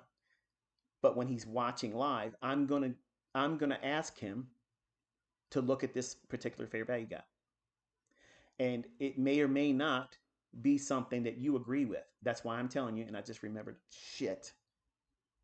Especially now. You all love me now, right? I'm everybody's daddy now. I was supposed to start the live stream off with a warning. You're not to take the trades that I'm doing. Okay? Please don't do that. If you've already sent me a comment, either on Twitter or left a comment in my community posts or my videos, you will be the biggest help to me if you don't share that you just made money. Because what that's going to do, it's going to get in my head, and I'm going to worry about all of you over leveraging your account. I don't want that. I know my shit works. I don't need anybody else to confirm it for me. But if you have a fuzzy, woo, it feels great, and you're all high-fiving, leaning over to the person next to it, man, this motherfucker knows how to trade, keep that to yourself. Please keep it to yourself, okay? I'm not out here trying to be a signal service this week, but I completely forgot about it, and I apologize. Again, that's the second error today from me. I should have started this live stream off with, please don't take these trades and trade with your real money or your funded accounts. Please don't do that. And I don't want to hear the feedback. I don't want to hear that. I don't want to see it. I don't want to read it. It's going to piss me off, and I promise you, I will block you. I will never see another comment from you. You might think that it's something I want to hear. I don't want to see it. I don't want to read it. You're welcome to share that with everybody else, but don't tag me on it. I don't want to see it, okay? So that way we understand the dichotomy and the relationship boundaries here. So now with that out of the way, I apologize, but I really messed that up today. The low is what I'm anchoring this 20 pip range, theoretically, is what that means. So if I'm aiming for these relative equal highs as a first partial target, Caleb, that means what I'm saying is this is where I want to hold my faith in seeing the price reach up to. I believe that the market could reach up to knock out the stops that would be trailed lower on anyone that's short. And I think I kind of explained that to you, and it should have been understandable. But now you can see how they did, in fact, do that very thing. So the buy side here is your initial draw. From where you're trying to get in at with that fair value gap, let me take this away for a second. And I'm going to take the execution off for a second. So from this candlestick's high, and that candlestick right there is low, can you see that that's a fair value gap, but it's a buy side imbalance, sell side inefficiency. So if we think that it's going to go up here, and we have this one single candle all by itself, it's sharing no space, or let me say it this way. The space between this candle's high and that candle's low is not being shared in any other candlestick after it's formed. And then on this candlestick, it came down and touched this candlestick's low, which is 339.25. The next candle to the right of it is, see, every single time, every single time, that candlestick is the same price, 339.25. So that's why I just went in at the market, because it would have been my fill one tick above that, which is what? 339.50. But can you see that that fair value gap is there? Were you here live when I was explaining it to you, watching it form? As soon as you see this candlestick close, the next candlestick, as soon as it opens up, my mind is immediately, bang, I'm watching that. I want to see that price tick. Once it books that price and offers it to me, mark it in. Plus one tick, obviously. So if it would have dropped down into the halfway point that makes this fair value gap, if it would have went down into the halfway point level, I would say hypothetically, this is where I would add, but I can't do it because I'm giving examples to Caleb to practice. He cannot do more than one contract. He has to do at least 2 to 3 weeks of doing this. And it's not about being right, son. I don't care that you take losses. It's not about that. It's about seeing it in the chart and engaging with it. Because everybody's losing trades in the beginning. Everybody's going to do it wrong in the beginning. But the way you learn how to do it correctly is this. This is it. Now imagine how many pages it's going to take for me to do what I just did today in a book. Can't be done. The fucking thing would be, it would be huge. And I would never be satisfied with the delivery of how I would have to explain it. I can put static charts into a book. I can give you the details, but it's not the same as seeing it live. Watching how fucking precise it is. Tell me, okay? Tell me how many times have you been into a trade using anything else and you get in and it's drawing against you, you're going in drawdown, or it's just sitting around and won't move for you. It's just sitting around saying, I don't fucking trade like that. I don't trade like that. I don't want to be in trades like that. I want to know when the market is likely to move. It needs to move. And it needs to be on the basis of fucking time, Dave. Time, Mr. Anderson. You are in the fucking Matrix. And you're listening to fucking Neo. What time? What time is that candle? Oh, shit. That's the 1050, 1110 macro.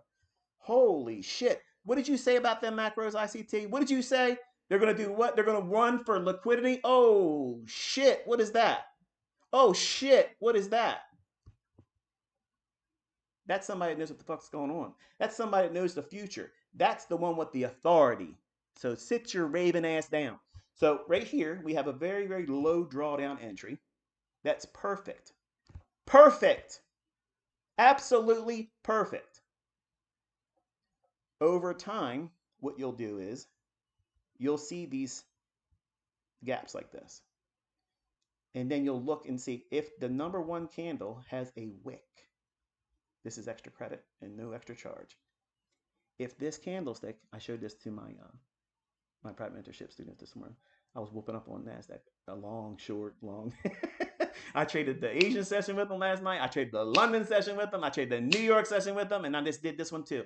Honey, I know it just looks like it's too good to be true. I know it just looks like that. But I see red when I want to see red. Period. This wick right here. You want to see arrogance, motherfuckers? I'm showing it to you. This wick right there. There to there. I'm going to take the quadrants off. I want to see somebody trade like this.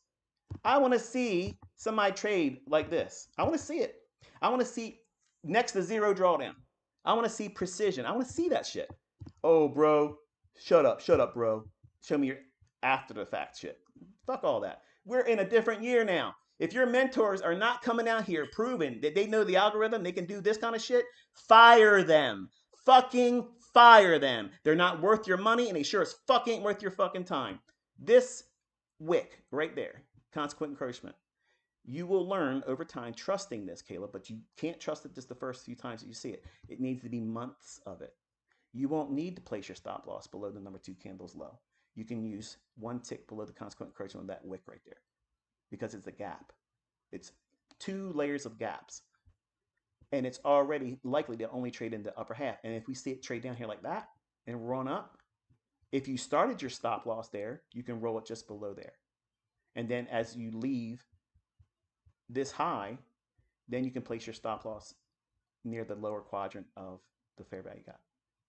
And that's this. In case you know what I'm talking about, it's this. You have to always grade your inefficiencies, okay? And by grading, then what you're doing is you're putting the lower quadrant, upper quadrant in like that, okay? So when you're bullish, the best perfect scenario is the market only drops in to the upper half of that gap, and it leaves that lower half untouched. And that's indicating that it's extremely bullish. You're on side. You don't need to be afraid of getting stopped out. You don't even worry about your stop loss. It's there to do its job. What you're doing is you're watching price action deliver. Does it take this short-term high out? Yeah, it runs right to it. Opens. Does it overtake this wick quickly? Yep. Where's it drawn to? The liquidity I told you to. And it rallies up. And it consolidates. It's consolidating where? Inside liquidity. Inside the proximity of where these minor buy stops were. That's buy side liquidity. It's accumulating what? New longs to send it up into the minor buy side I gave you here. And they had this little move here. Now, I want to take you into a 15-second chart here. Have you ever seen ICT take a trade live? You never see ICT ever take a trade live. You never see him explain this stuff. This guy's a fraud. He is such a fraud. This guy is such a fraud. Don't ever, ever, ever listen to ICT, ever. Don't ever do that. All right, so here is the fill right here. Where's the little tick at? There it is. All right, if you look real close, right where I'm showing my cursor moving around, you'll see the little caret thing pop up right there. You see that? That's my actual fill. So the market opened on that candlestick and went down. I'm actually going to go into a 1 second chart. 1 second.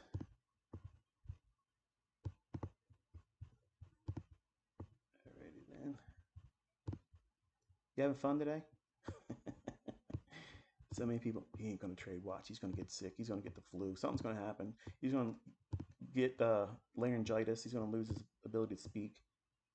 His internet's going to go down. Well, shit, you got all kinds of things that you're going to make us a conjecture. What are you going to say now? What are you going to say now, bro? All right, so what we're doing is we're looking at that little tiny little candlestick right there. You see that? Right there. So from that entry on that candlestick right at, we'll just call it the high of that one, okay? This is the lowest tick right there. That price is, what is that? 340.25. So literally 0.75 or 1.75. Less than 2 handles drawdown in seconds, in literally seconds of drawdown in terms of time. And then the market starts delivering in my favor. So that you may not need to do this much information, but I always did. Like I wanted to see exactly how much time it took for my trades, because you don't trade like this doing what everybody else does. If you're doing what everybody else does, you're never going to have these kind of results. You need to be doing things that are extraordinary. That means journaling. That means logging all the data. How much time did it take for you to move to profit? Well, we're back on a 1 minute chart. So in this candlestick here at 11:09, so inside the macro of 10:50 to 11:10, there is no algorithm, right? That's what everybody's gonna say. There's no algorithm. You're listening to them. The candlestick here, that's 1 minute, 2, 3, 4 minutes. Goes to target, bang. If you're going to do the drill like this, and once you get, because I'm not going to do this for weeks, it's just this week. When you're studying, Caleb, to do your final terminus, and in other words, you're looking for 2 stages of exits. You're always going to look for one easy objective to reach for. That's your first partial. And then where's your exit and you're done for the day? That would be here. So how long did it take to get to that? So you entry candles, count that as 1. So that's 1 minute, 2, 3, 4, 5, 6, 7, 8, 9, and 10 minutes. 10 minutes. So for $40 worth of heat or less, we'll call it 50 bucks if it was, say you're using Amp Global as your broker. Okay, I'm not repping them, but I have experience with them, and I don't do funded account companies, but they charge with fees per contract. It's $10. Okay, you can argue and complain about whatever that is in terms of what you think is affordable or not, but it is what it is. So if you factor that in, it's $50 total expense to make, what was it, 600 bucks or whatever. And you can see it's a paper trading account for the compliance. I'm not acting as a financial advisor. I'm not running a signal service. I'm not claiming this was done with real money, but I'm showing you with live data in front of everybody. I'm sure I'll probably have a pretty sizable audience today because they all want to come out and see me fail. This is done with real live price. It's nothing market replay. And to only have $50 total cost in drawdown to make $630.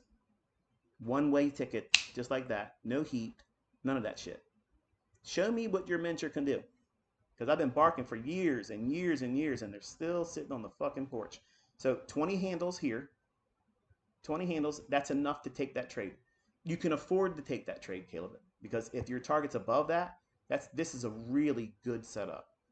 Because it's literally almost twice as much that you need in terms of the range.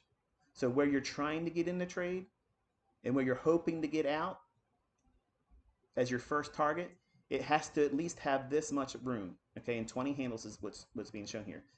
So numerically, it'd be 19,360 to 19,000 to 340. That's 20 handles, okay, or 80 ticks. So I don't think I need to do anything more today, but we'll be back at it tomorrow. I'm not going to be doing them long. Like these sessions are going to be rather concise, because I don't want people getting hopped up on goofballs wanting to have trade after trade after trade. I know you're not listening to me. You're going to take a trade, and you're going to get hurt this week if you do. I promise you, you are going to get hurt if you do it. But today, I just threw you a bone because I just wanted to twist the knife. I just want to twist the knife just a little bit and look them in their eyes and say, what was that you were saying about what? Who's going to can't do what? Do this. Don't talk about scribbling shit on charts and talk about this and talk about that. Push a fucking button. Explain why it's going to do it. Every individual candle. Make it so tight. Very little drawdown. And let it work in front of everybody. I didn't just learn this, folks. I didn't just discover it. I've been doing this for a long, long time. and I can do this in court. I can do this on TV. I can do this every fucking day, anytime I want to do it. I can do it. I can do that. And when you learn how to do it, I can't wait to watch you. I cannot wait to watch you do it, because I know there's an army of you now that got your asses all fired up today. And yes, that's a tiny little fluctuation of a move. That's all. That's very little. But I guarantee you, the people that's going to talk shit or has talked shit, they'll never be able to duplicate that.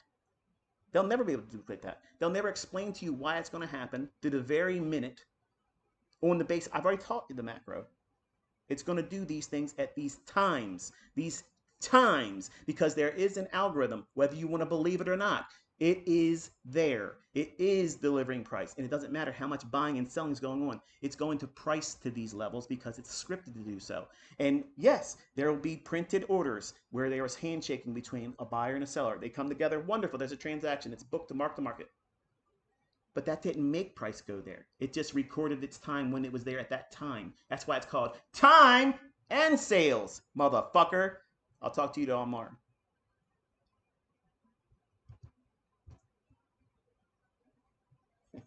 Chart is anonymous, motherfucker. You're crazy.